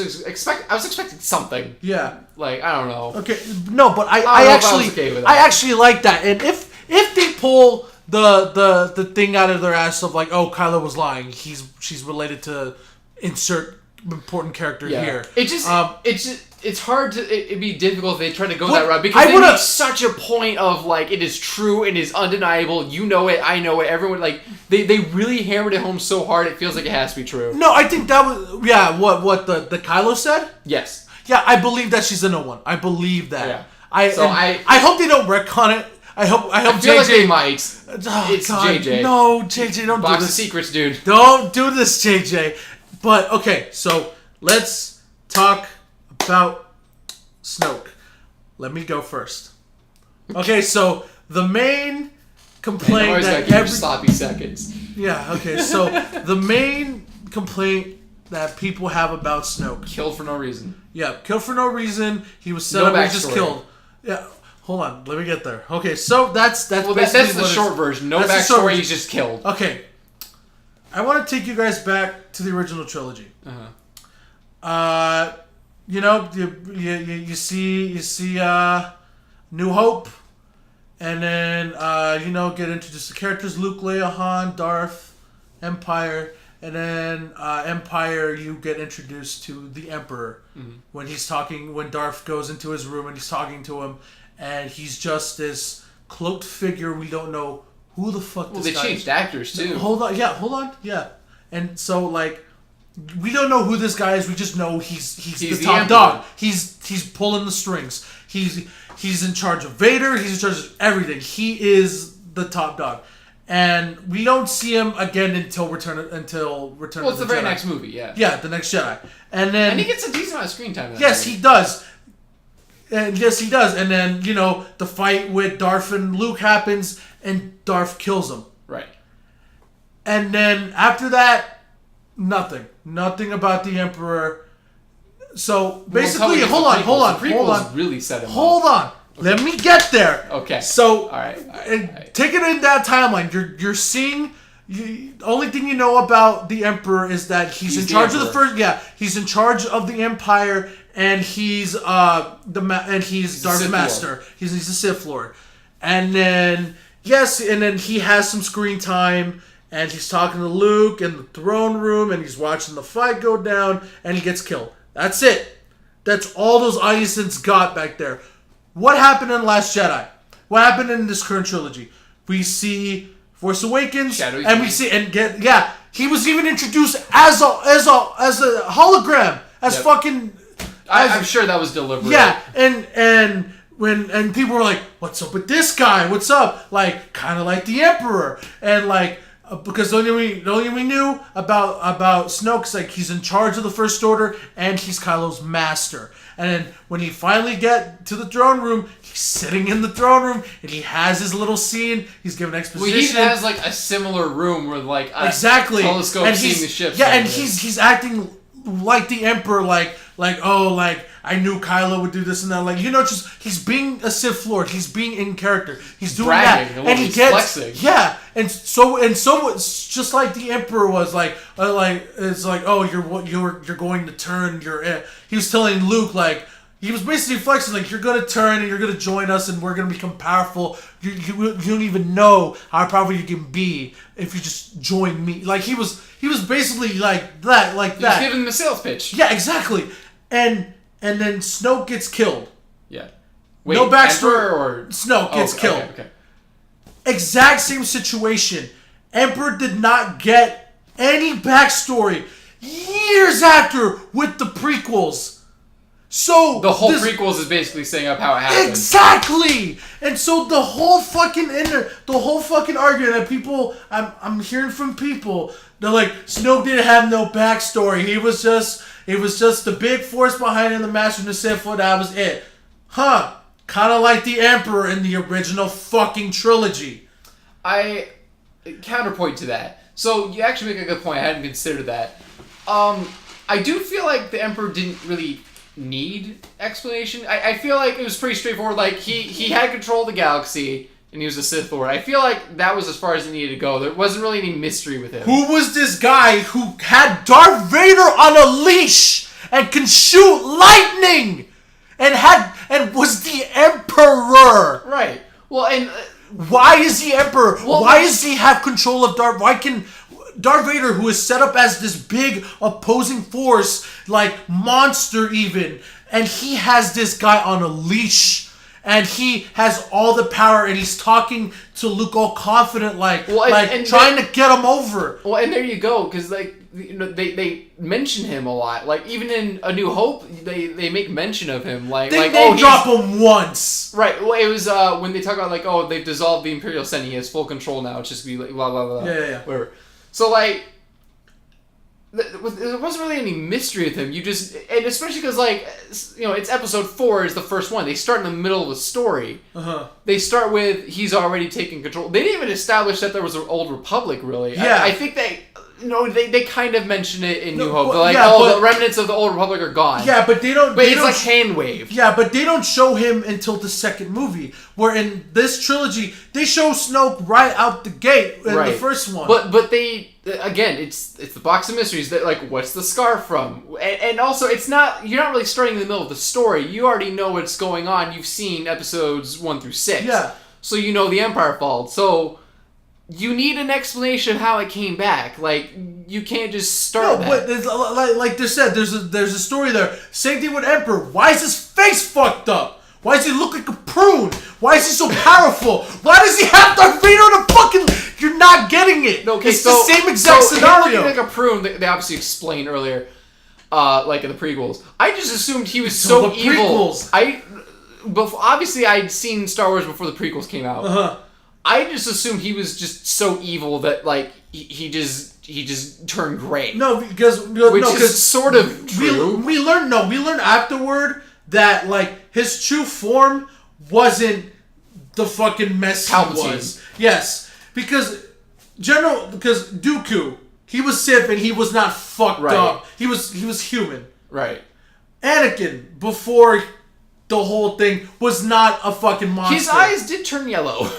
Yes, but that was it. He was not a monster that prunish would skin until after the. I just assumed it was some kind of like you turn so evil it has a physical effect on you. That's all. That's what I assumed it was. And I was, again, I was like 4 years old. Exactly. So I was content with that explanation. I was content with he's just so evil he turned into a prune. You as a kid were content. Like, probably like kids now don't give a fuck about Snoke's backstory, but I'm talking about like adults that went to go see Emperor. Like, they're probably like, who's this guy? Why does he have Darth Vader on a leash? Why is he look like a prune? Why is he so powerful? But you understood how he had his power. You maybe didn't understand how he got there, but you understand why he was powerful. You understood he was in charge of the Empire. Same with Snoke. And he clearly had... He showed his abilities, though. You didn't really see Snoke do anything. People thought Snoke was the giant.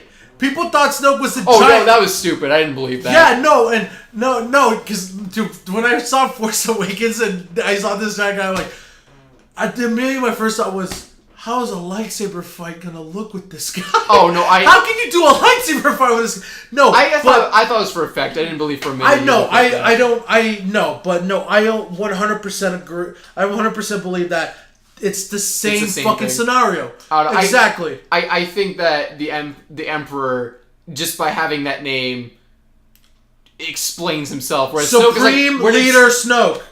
Yeah, but like. Supreme Leader Snoke. But he's not. What more do you need to know? He's not in charge of the galaxy, though. He doesn't have control of anything.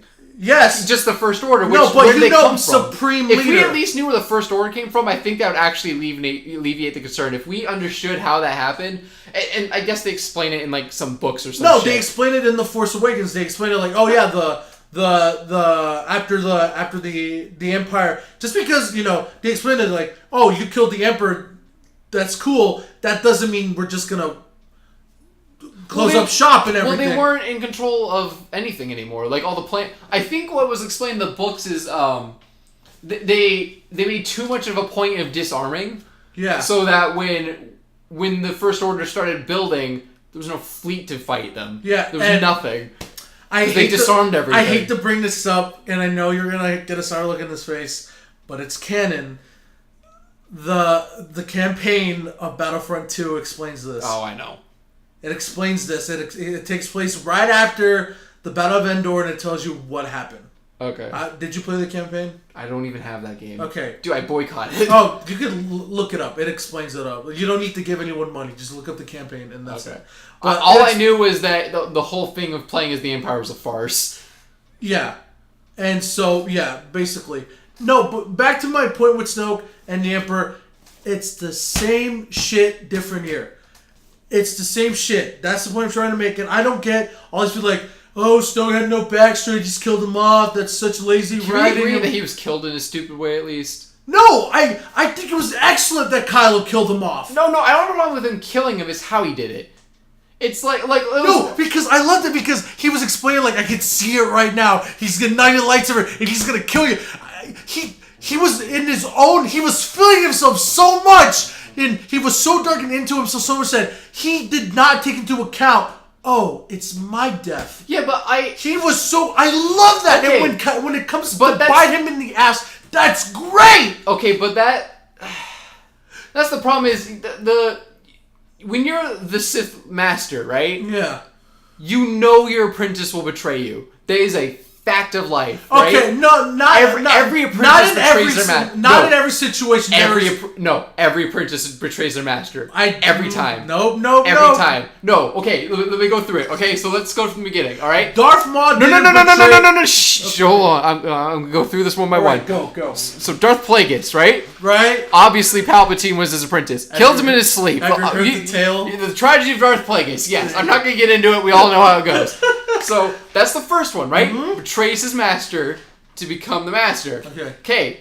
So then we get Maul, right? I don't know if that's the first apprentice he took. So Maul doesn't die, but dies, right? So he's out of the picture. He moves on to Dooku. In the Clone Wars show, Dooku is training Ventress, right? Yup.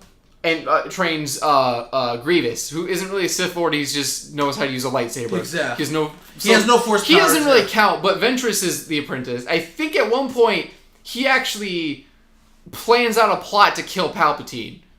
I believe. I have to fact check that. I'll check that. I'll check that in a second. But For the point you're making, fact check. I'm pretty sure at some point Dooku has a plan to turn. No, I know he does because I remember like Palpatine fucking shows up in person and he's like, "I know what you're fucking doing, you little bitch," and they puts him in his place, fucking electrocutes the shit out of him. You're thinking of Darth Maul. No. I'm getting to that. But I'll check that in a second just to be sure. But I swear there was a scene where he like totally fucking turns on him. So with Darth Maul, obviously he fucking turns on me. He's like, fuck it, I'm gonna be the new Sith Master. Me and my brother Savage Opress. Savage Opress, yeah. So he's like, no, we're gonna be the brother Sith Lord and Sith apprentice. Yeah. So that was Maul trying to betray Palpatine again. Yeah. And then I believe doesn't Vader. I'm not skipping one. It's Dooku then Vader. So Vader isn't the whole thing of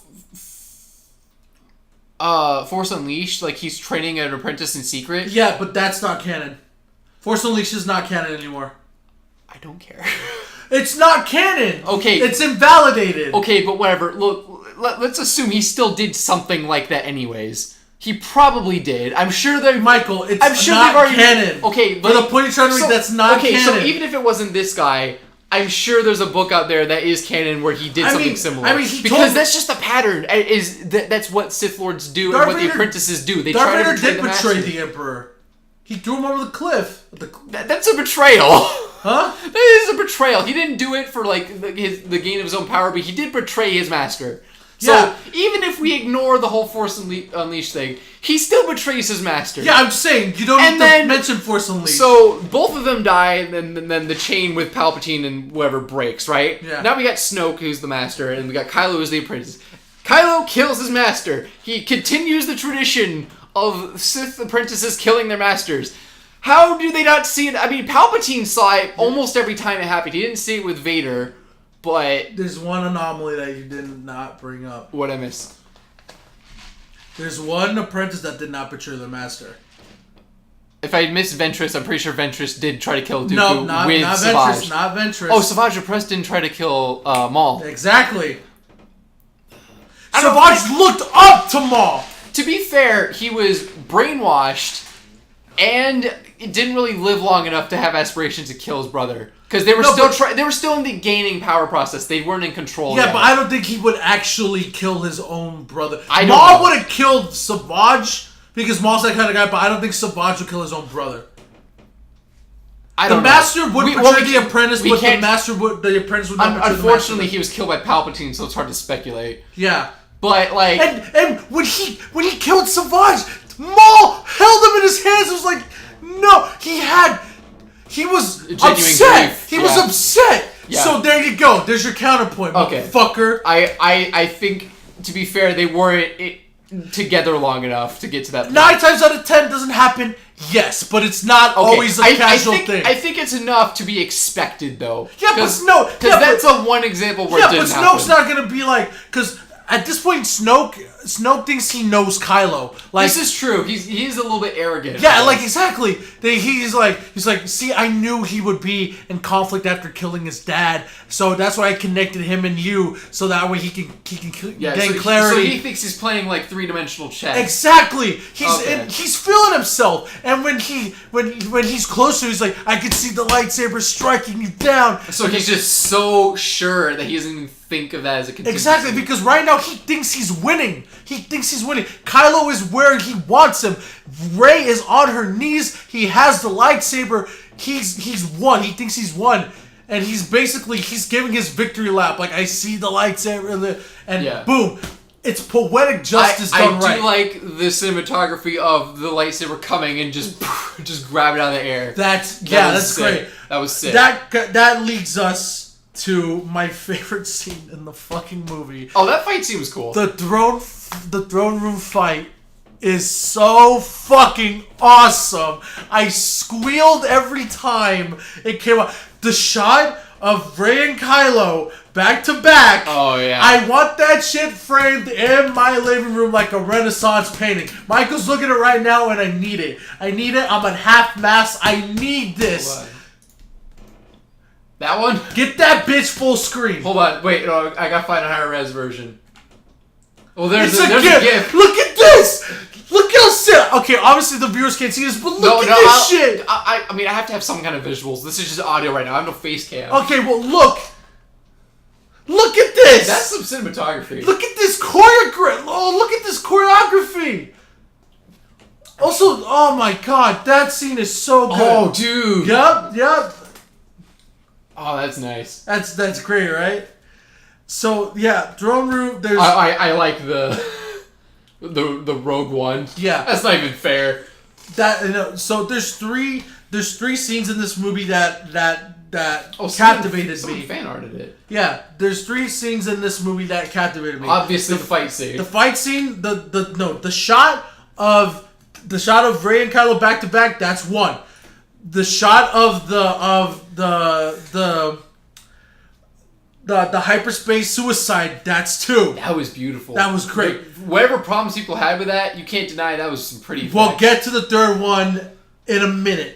But yeah, basically the fight scene is great. In that scene, we talked about it, about Kylo and Rey, kind of like, because Rey thinks I turn him over to me. This is great, and then like Kylo's like, it's like, no, I'm still evil, dude. No, and I was like, no. Let's kill. No, the First Order. Doesn't she try to recruit her? Like, basically standard Sith Lord. No, but not to the First Order. He said, like, dude, let's let the First Order and the Resistance die. We can start anew. No, but okay, Darth Vader did the same thing. He said, you and me, let's destroy the Emperor. Like, that is standard.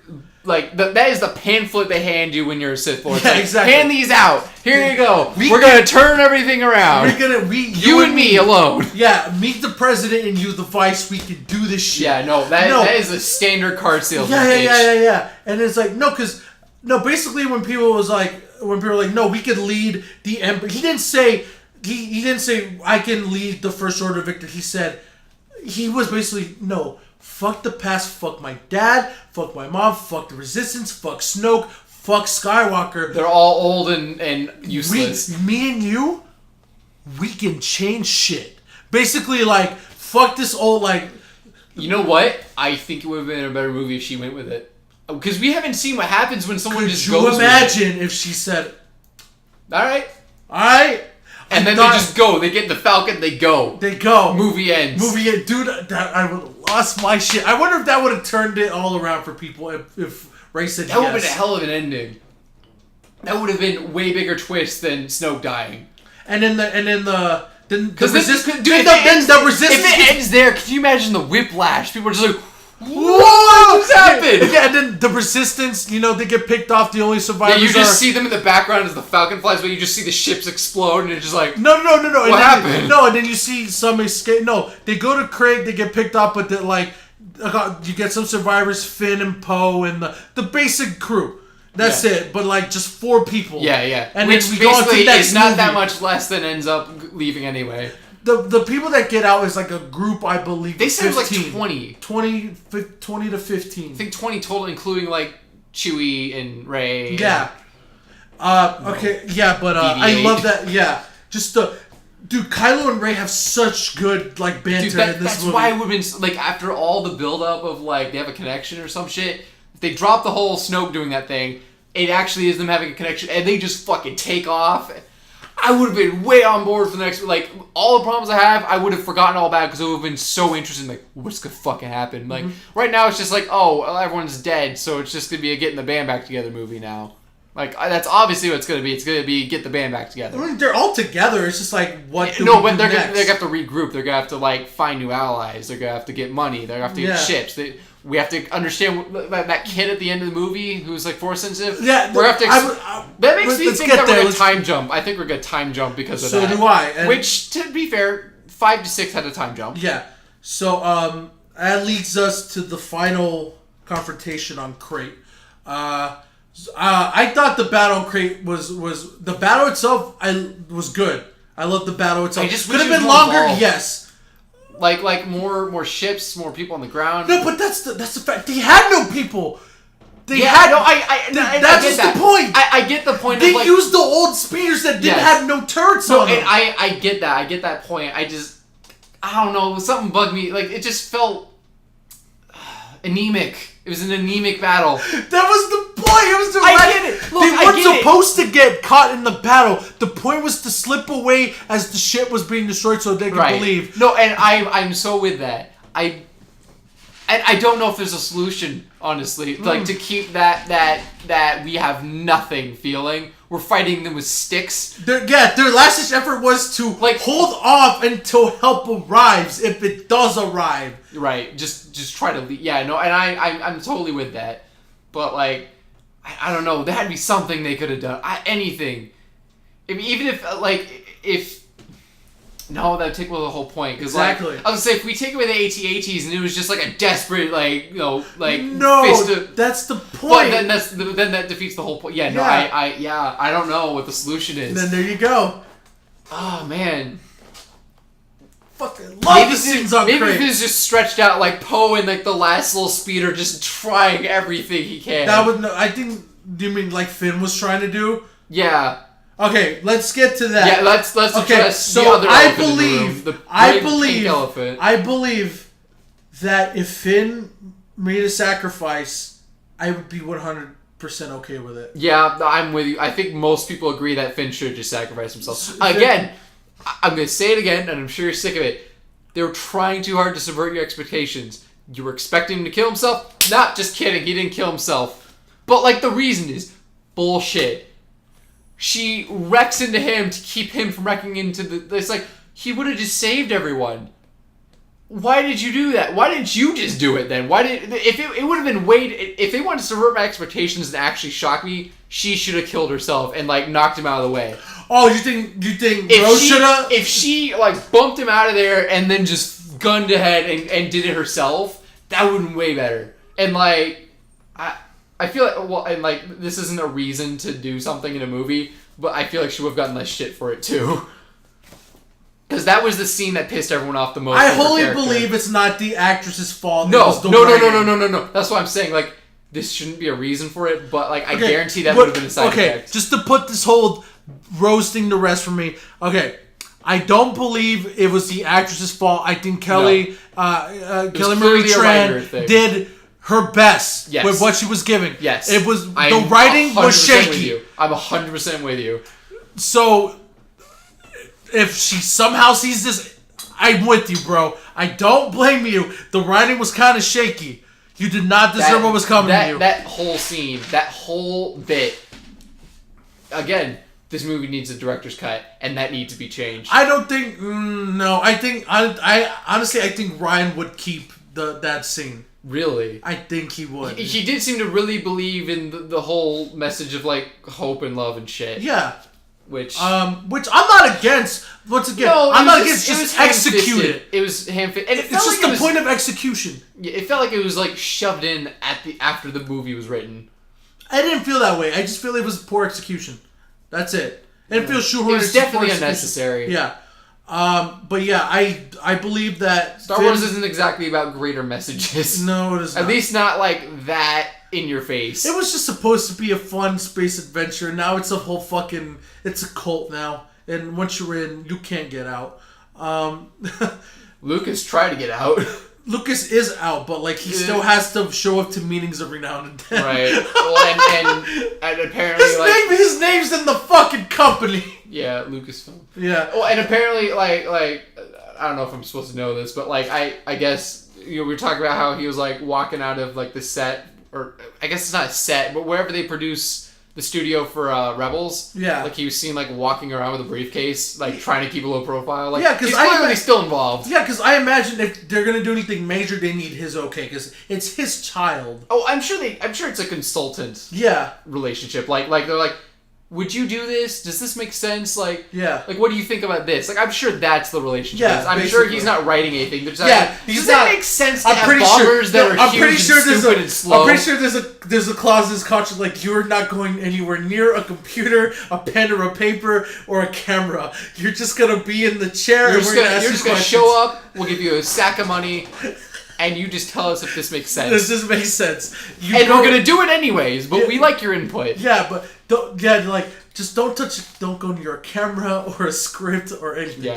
Yeah. The thing I definitely heard was he was trying not to be seen. He had like a hat on and everything. Mm-hmm. Okay, so I believe the scene with Finn and Rose, just garbage, just trash.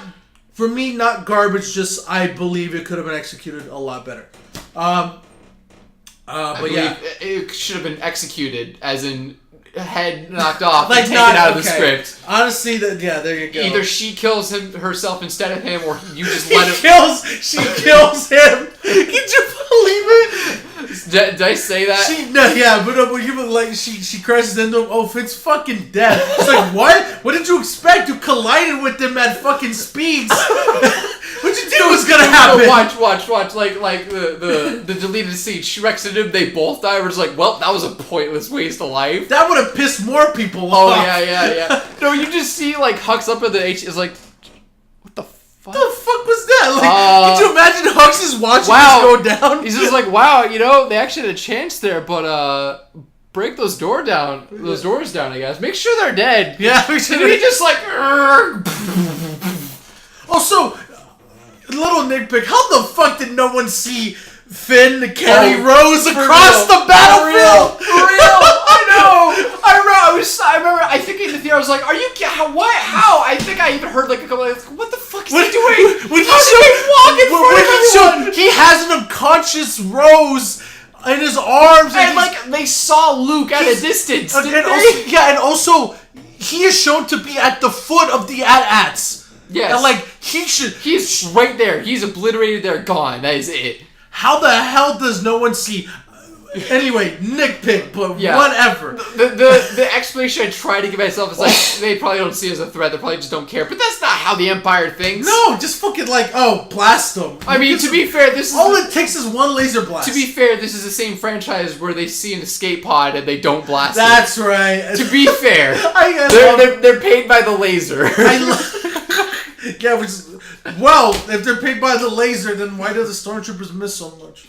Also, when they fired everything at Luke, it's a a lot of lasers. Okay, so that brings us. Should we address that next? Yeah, no, that's the only thing we can unless there's another point between that. And the fight. I feel like it's another thing, but it might have been this. Okay, so I think the main point is some people said he should have gone there in person instead of Force ghosting. No, here's the thing. I know what you're gonna say though. Okay, you're gonna say that showing up as a Force ghost is the most Jedi way to deal with it, because it is the most pacifist fucking move you could have made. That's not everything I was gonna say, but what I was gonna say. Okay, I thought that's the point. That's the point. That's half the point I'm sure, but not the full way. Pure Jedi. Yeah. Anyway, so now we get to the confrontation of it's Kylo and Luke. Luke shows up. He's got a fresh cut. He got his beard. He put his old robe on.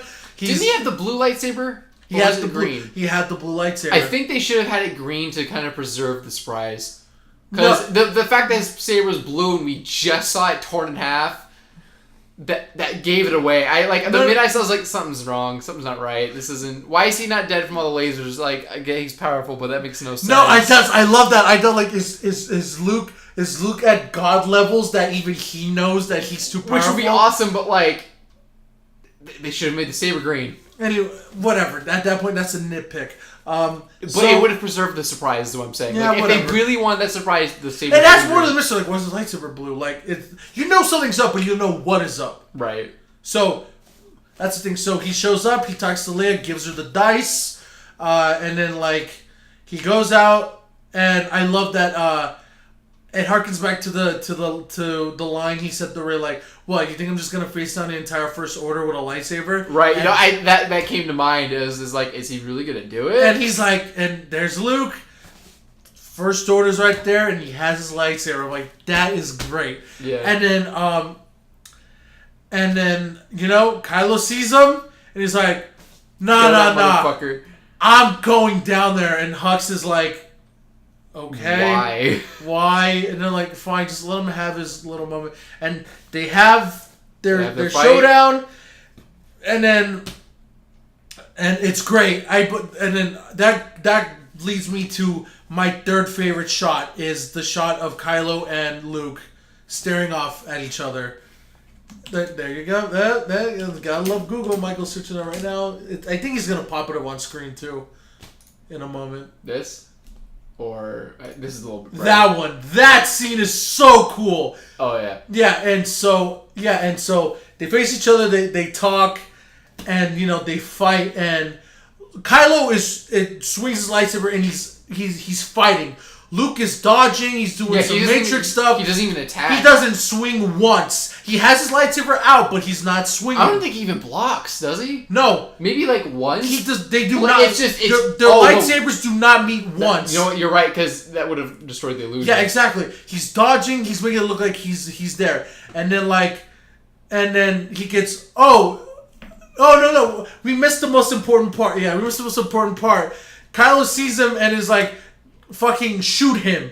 Kill him. No, we addressed that earlier. Yeah, and we then talked about his tantrum. Yeah, he's having his tantrum, and one of my favorite gifts. Yeah, one of my favorite gifts from Star Wars ever. The dust settles. You see Luke coming out, standing there, and he just brushes the shoulder, and then everyone in my theater marks the fuck out. And I saw this with Spencer, and we marked out the second time. My second time, his first time, and we both marked the fuck out. And so they have their fight, and then Kylo sees there's some up, and then fucking just walks over and stabs the lightsaber through him, and it goes right through, and then it shows the shot. When that happened, I was just like, did he just learn how to be immortal? Did he just like, I can't even be touched by physical dimension. That's the thing. I was like, is he God mode now? Is this like just straight transcended? Did his time in Solidarity, like basically, like he's like subliminal training. Subliminal training. Well, because he was like really close to some force sensitive shit. Yeah, like. So I'm sure, like in his dreams, even. Yeah, and but that might be how he learned how to like astral project. Yeah, and then the reveal of like, nah, motherfucker, he's still on the other planet, all and like he's meditating, and he's floating in the air, and then the score goes up, and I'm screaming out loud. I'm like, oh, because like, bro, at that point. Luke transcended. He is able to astral project from light years away. And then I marked out. And even Kylo's like, what the fuck? And like, I love the little hints they give you throughout the fight. So the blue saber is an obvious hint. Yeah, the blue saber. The fact that he doesn't actually touch or interact. He doesn't touch or interact. When Kylo charges at him, the ground they're on, it's full of salt, and it turns red when you step on it. When Luke dodges and does his movements, he does not leave tracks. Oh, really? Luke does not leave tracks. Kylo does. Huh. And also, there's another thing that I posted on Twitter that someone pointed out, that all the moves, the choreography for that Kylo and Luke did was hinted at when Rey was training on the island with the Rock with the lightsaber. Yeah. Oh wait, you know what? I think I remember you posting something about that. Yeah. Like it was like back shots of the two. Yeah, and she did the exact same moves that Kylo did, and it showed. Yeah, and it was. I love that, and that's almost like an Easter egg.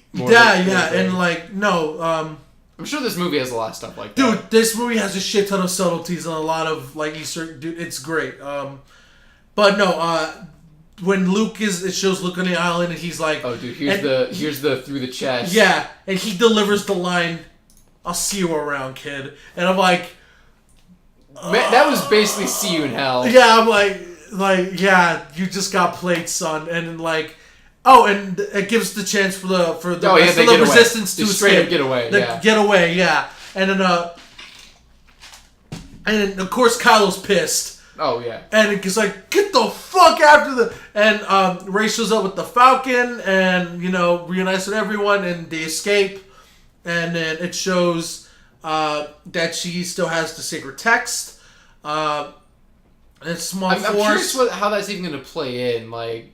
I think it's gonna play. It's just. I think I got a time jump, so maybe that's supposed to explain how she learned shit without. Without. Also, but it was confirmed that Luke is gonna be in here as a Force ghost. Oh, naturally. Okay. That's right. Yeah. So I'm basically he's gonna give her some pointers, but he's not gonna be an active teacher. Which, to be fair. Him being a Force ghost probably doesn't really affect the plot of the ninth movie. Like, whether he died or not, I bet it would have turned out similar. Mm-hmm. And he was clearly too old to be saving the galaxy. Yeah, and the scene of going back to the scene of Luke back on the island, like he rescued him. He's out of the trance, and he's like, it basically took a lot out of him to do that. Right. And that scene, well enough to kill him. That scene of him looking at the sun again. At the sun, when it swelled the same music. When he stared at the two suns on Tatooine. At the two suns on Tatooine, dude, I almost cried. Like that was so poetic.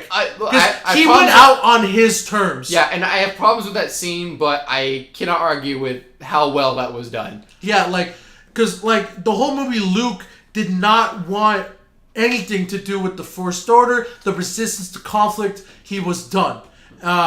When everything happened between him and Kylo, we didn't even talk about this shit, but with him and Kylo, we'll get there real quick. We'll get there real quick. I have one gripe, and I can get that over with real quick. If he's so fucking just why did he try to kill him in his sleep? Really, why did Luke make a move on him? Because fear set him. Because fear set up on him, and he was like, and he even brought up and he even set it up to the point of legend and stuff like. And here I am, the legendary Luke Skywalker, and I'm supposed to be this hero, this legend. And you felt fear. And I felt fear. And fear almost leads to anger. Exactly. And he even says, I love that they touched on that. Yeah. Like, just because Lucas is on his legendary status doesn't make him any different. He's still a person. Yeah. He feared because, he was paranoid, and then, and basically. But I think... I may have sent this to you. I get that angle, but it bothers me because in episode 6, there's that scene where he's making a point of, he still sees the good in Darth Vader. The most evil motherfucker ever.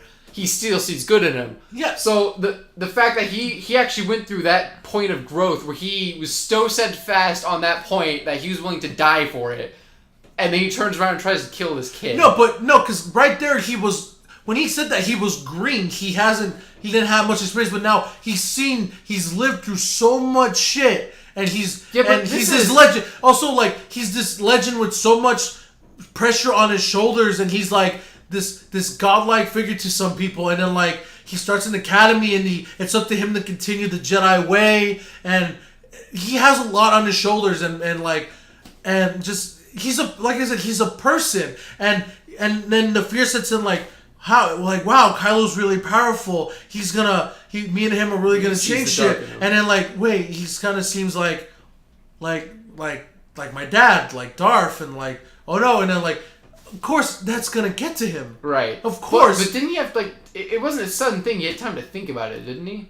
Huh? No, like he set up upon it like he would. No, he marinated in his emotions. Right. But that's what I'm saying. Is like I feel like he would have had time to like meditate on it and be like, no, I still see the good in him. I feel like that was the Luke we saw at the end of 6. But I believe no, I 100% believe that would go that's the way Luke would go from being this like, no, I see the good, to like, you know, getting older and getting the pressure of being the hero, yeah, but the usually getting legend, older makes you wiser, and then like, huh? Usually being older makes you wiser, not so much. Not all the time, dude. Yeah. Because exactly, that goes into the point. He's supposed to be a Jedi. He's supposed to be good. Supposed to be wise. There you go. That helps the point ever more. Just because he's a Jedi and he's this big hero, and like, doesn't mean he's not allowed to fucking like have emotions or do anymore. Oh no, I'm not saying that. I just don't agree. I think. No, I completely agree. I think that was out of character. No, I believe that Luke is where he needed to be, and I believe, yeah, I'm 100%. I'm 100% okay and agree with what the path that Luke took and what happened, because that shows him more than just the boy former hero. He's a conflicted person, and that's great to me. That's awesome. That like the person that was this farm boy that was supposedly he thought was a nobody, and then he goes on this adventure. He meets his friends. He goes up with his father, and then the conflict and Emperor. He overthrows. He becomes a hero, and then like he's the focal point of like, it's up to me to bring the Jedi back and bring peace and balance and all this, and then like everything goes to shit over my fear, and you know, basically that's great. He's a conflicted character, and that's what I want. I don't want basically, to me, if he was just like the perfect Luke that everyone wanted, I would have been more bored with that. Cause like there's no growth, there's no development, there's no lessons learned, nothing changes. He's just Luke, and that would have been boring to me if he would have just stayed if when Rey showed up and handed the lightsaber and he went and he picked it up and he went, okay, I'll train you. That would have been more boring. That would have been like, and he was, no, I love the fact that he's conflicted, that there's problems within him, because that doesn't mean he's like just one dimensional. Like, he's an actual fucking character, and I love back to the scene of where he died, like it went for a circle, like, I chose this. I chose to help, and I finally see what Yoda and Obi-Wan and everything, what they meant. I chose this, and he went his way. And I believe that's awesome. That was an awesome path for him.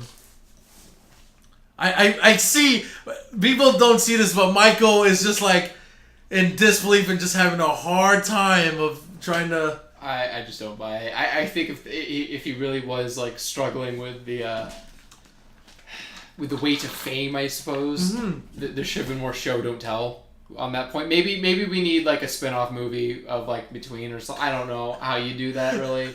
I just feel like that needs to be fleshed out better if that's the case. Oh, you know it will when they release a book like after the third Kenobi movie. Yeah. There's gonna be something. There's always a book. There's always a comic. There's always an audiobook. I need more in between of the Academy years and just like his struggles, because like the quick explanation, because they obviously had to explain quickly. Mm-hmm. Well, no, they didn't, because like I said, there's a lot of movie that was filler. So if that was taken out, there could have been more time explaining the backstory. But that could have gone on too long. It was a lot of just exposition. Exactly. So I guess I take that back. The movie still needed to be changed for less filler, but that would have just been more filler. So I take. So that back. you either get like more filler or you get more exposition, and so there you go. I'd rather have exposition than filler, to be frank. But like it still would have been filler exposition. But then people would have been like, oh, exposition. Yeah, they didn't talk too much. Yeah. So you gotta find that good balance, and it's hard. It's not to do easy. that. Yeah.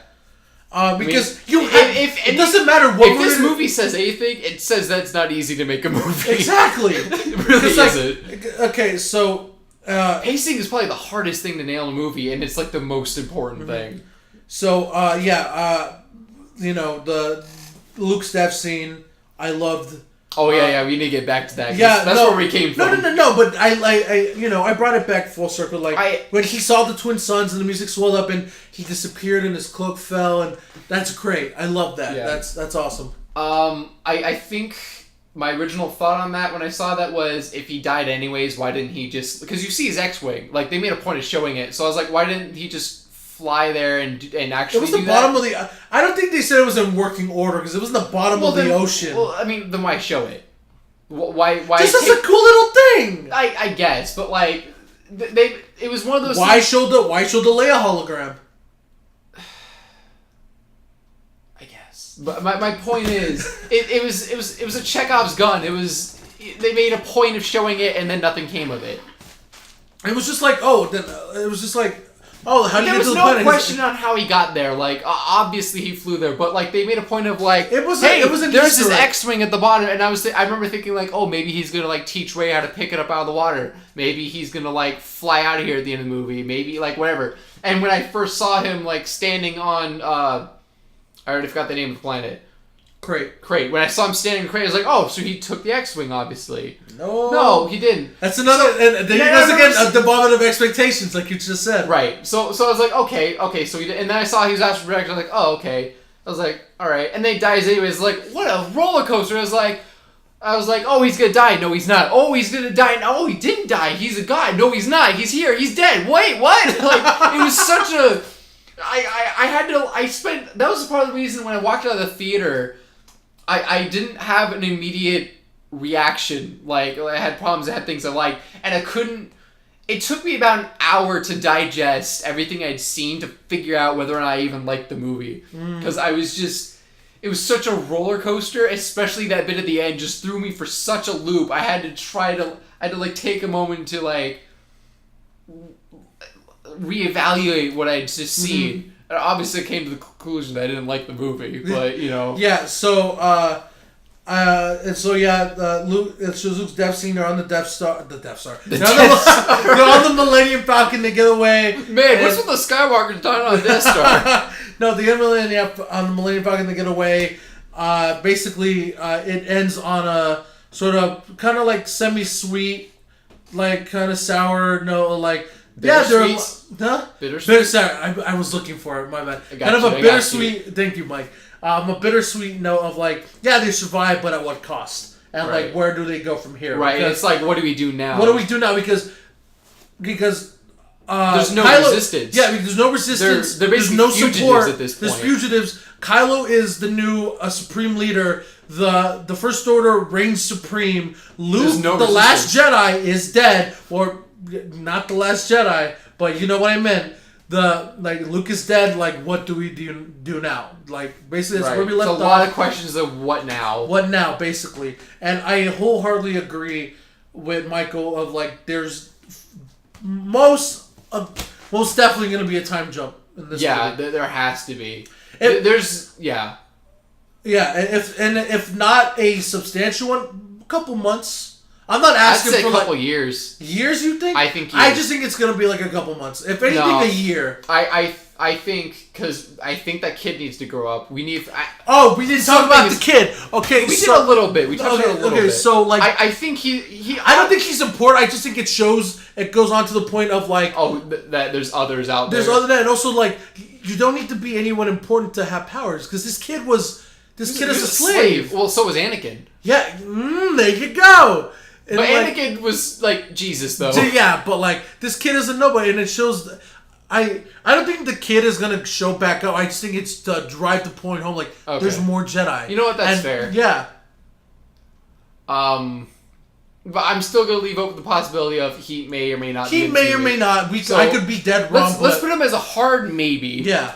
But probably not. I'm starting to agree with you. I think that was the point. Right now, I will put on record that I do not think Broom Kid. Anyone can be special. I don't think Broom Kid is coming back. I just think he was just to drive the point home. Okay, so if there's a time jump, he may factor into it, may not. Okay. I think they need to I don't think they could spend too much of the movie explaining how they like rebuild shit. I think they kind of just have to get to it and then hand wave it a little bit. No, I think the movie. You don't want to spend too much of the movie. It's gonna be the last one of the trilogy. You can't spend the whole movie. This is the end of the Skywalker saga. This is the end of basically, they have a lot of loose ends to tie up. They have a lot of things to finish up. So this can't be like Last Jedi almost starts right where Force Awakens ends. Like within a week, maybe. Like, it's pretty close. No, because Rey still is gonna give him the lightsaber. Yeah. Right. So like it's basically right there. Yeah. Whereas like literally, Force Awakens just happened. Right. I don't think there's another Star Wars movie where that's like that. No. I mean, unless you say Rogue One to New Hope, but that hardly counts. Yeah, that hardly counts. Yeah. Like all the other movies, they don't. There's small time jumps at least. Like, I think the smallest one is probably between New Hope and Empire. Mm-hmm. Biggest one, I don't know, Phantom to Attack of the Clones. That's a time jump too, because Anakin's a full-grown man. Yeah, and Padme's the same age. Yeah, but again, rapey vibes. I think they kept trying to say that Anakin was supposed to be like 14 and she was like 16. 14? Yeah, I know. And wait, in Attack of the Clones? No, in Phantom. In Phantom, okay. No, Anakin is supposed to be like, he's what? like 9. 9. Yeah, I know. And she's like probably like 18, 17. I think she's 16. 16, because they make a point of she's like the youngest queen or something. Yeah. So like, I buy her being young, but he's still too young. Yeah. Like, they were clearly... That's a little gross. Like, they look the same age in Attack of the Clones. I mean, they basically... Let me put it this way. Natalie Portman's still Natalie Portman. Hayden Christensen did not play Anakin in the first movie. No! Like, that's how obvious it is that they're not the same age in the first movie, and then they just are in the second one. No, but yeah. We're not talking about those movies. No, okay, so... we went through the whole movie. We're just trying to figure out what's going on with 9, I think. Yeah, no. So we went to Last Jedi. Any points we missed that you want to touch on? Any cleanup? I feel like we really just kind of went through the movie. Okay. There's one scene that we were going to talk about. We probably need to wrap this up soon. We're over 2 hours now. Okay, it's 11:30 and I need to pee. Oh, okay. So there's a cup right there. Oh, I did just finish my drink. Yeah, there you go. Fill it up.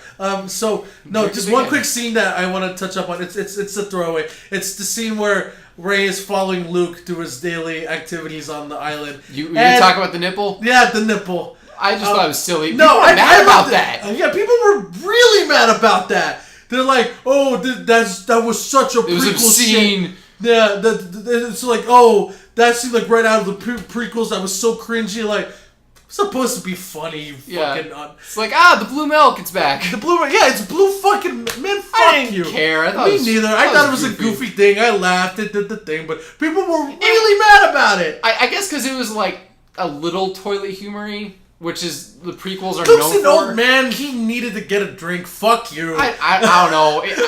I feel like it was a little dumb that he made a point of like being coy about it and she was disgusted. Yeah. I feel like that was unnecessary. It was a giggle. It gave me a giggle. I love every part of that scene and of him being coy. Like, he's a crotchety old man. Of course he is. Oh yeah. It plays when it dribbles down his chin. Yeah, it's like he clearly doesn't give a shit. He does not. It shows where he does not give a shit. Yeah. He's just gonna get his. Well, I feel like that scene actually really put that point across. Like, it was a throwaway scene, but like, it really did show he didn't give a shit. Yeah, like, I'm gonna get my blue milk. I'm gonna get my fish. I head back inside. That's it. That's my day. That's my day. Yep. Yeah, that's all I do. And then that's the last scene. But any final thoughts on this, Michael? I don't know. Man, we really went places with this one. Yeah, no, we did. I feel like that was like a weak start, but like once we got the ball rolling. We got the ball rolling. Yeah, okay. No, because this is the first episode we're doing. Yeah. So we'll sort this out. Maybe next time Michael will be more prepared for a show that he thought of. Yeah. Well, we already had some ideas for like. Should we tease anything? Should it just be a surprise every time? It should be a surprise, but just expect for the next couple episodes for me to be on the side of fuck this thing in general. We're gonna go with something maybe that's what we should do. Something I like, something you like. Yeah, no. Yeah, I mean, I would like to keep the theme of there at least a thing that because the whole one point of us has to is hate a devil's it. advocate. One of us. There you go. No, but and if the next topic is the same one we're thinking, then I'm pretty sure we'll talk about it off. Okay, off mic. I'm pretty sure I'm gonna be the devil next one. Probably. No, but in this episode, I love this movie. Michael, you.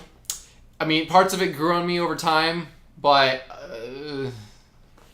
let me put it this way: it's the only Star Wars movie I don't own. No, yeah, there you go. So and I have all of them on Blu-ray digitally. I even have like demastered editions of the originals. Okay, so yeah, so in this episode, Michael is the cynic. So there you go. Should we put a scorecard? Yeah, Brady. So Michael's the cynic in this episode. There you go. Ding ding ding ding ding ding. Yeah, show your head with a bunch of ones or something. I don't know. I'll do something. I'm sure. Barry, terribly photoshopped. It looks like it's from MS Paint. Yeah, Barry, can you add that in post, please? I realize you're the Barry now.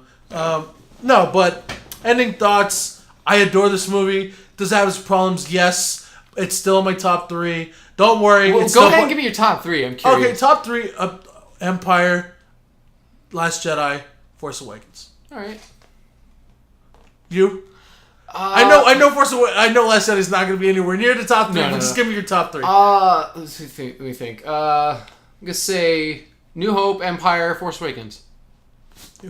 Really? New Hope over Empire? Yeah. All right. Maybe it's nostalgia, but like I feel like that movie's a little bit better paced. Well, because it was meant to be a standalone movie. So yeah, I feel like it stands on its own a little better. No, like, obviously... It was meant to be a standalone, but Lucas had notes in case it did. Right. And, like, obviously, like, the effects in Empire were better. The film quality. Because the first movie made fuck you also, money. Listen to an audio clip of Luke talking in New Hope and then listen in Empire. Mm-hmm. They clearly spent some money on They got some fresh mics, yeah. Yeah, like...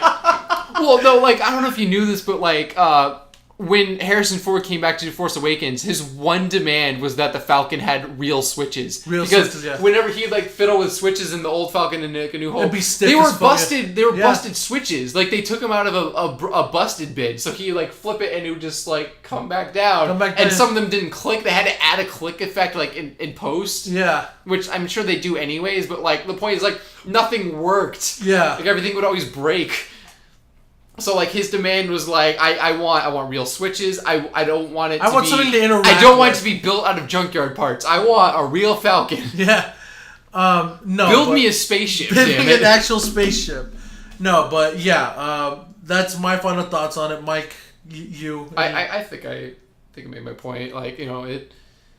It grew on me a little bit, but not enough for me to like it. Yeah. I adore this movie. Michael is still a little fickle with this movie. Yeah. So yeah, that's pretty much it. And were you gonna add anything else? Because I have an ending note I want to end this on. But if you were gonna add anything else, I was just gonna start doing show busy work shit because I don't really know how often I'm gonna get these uploaded.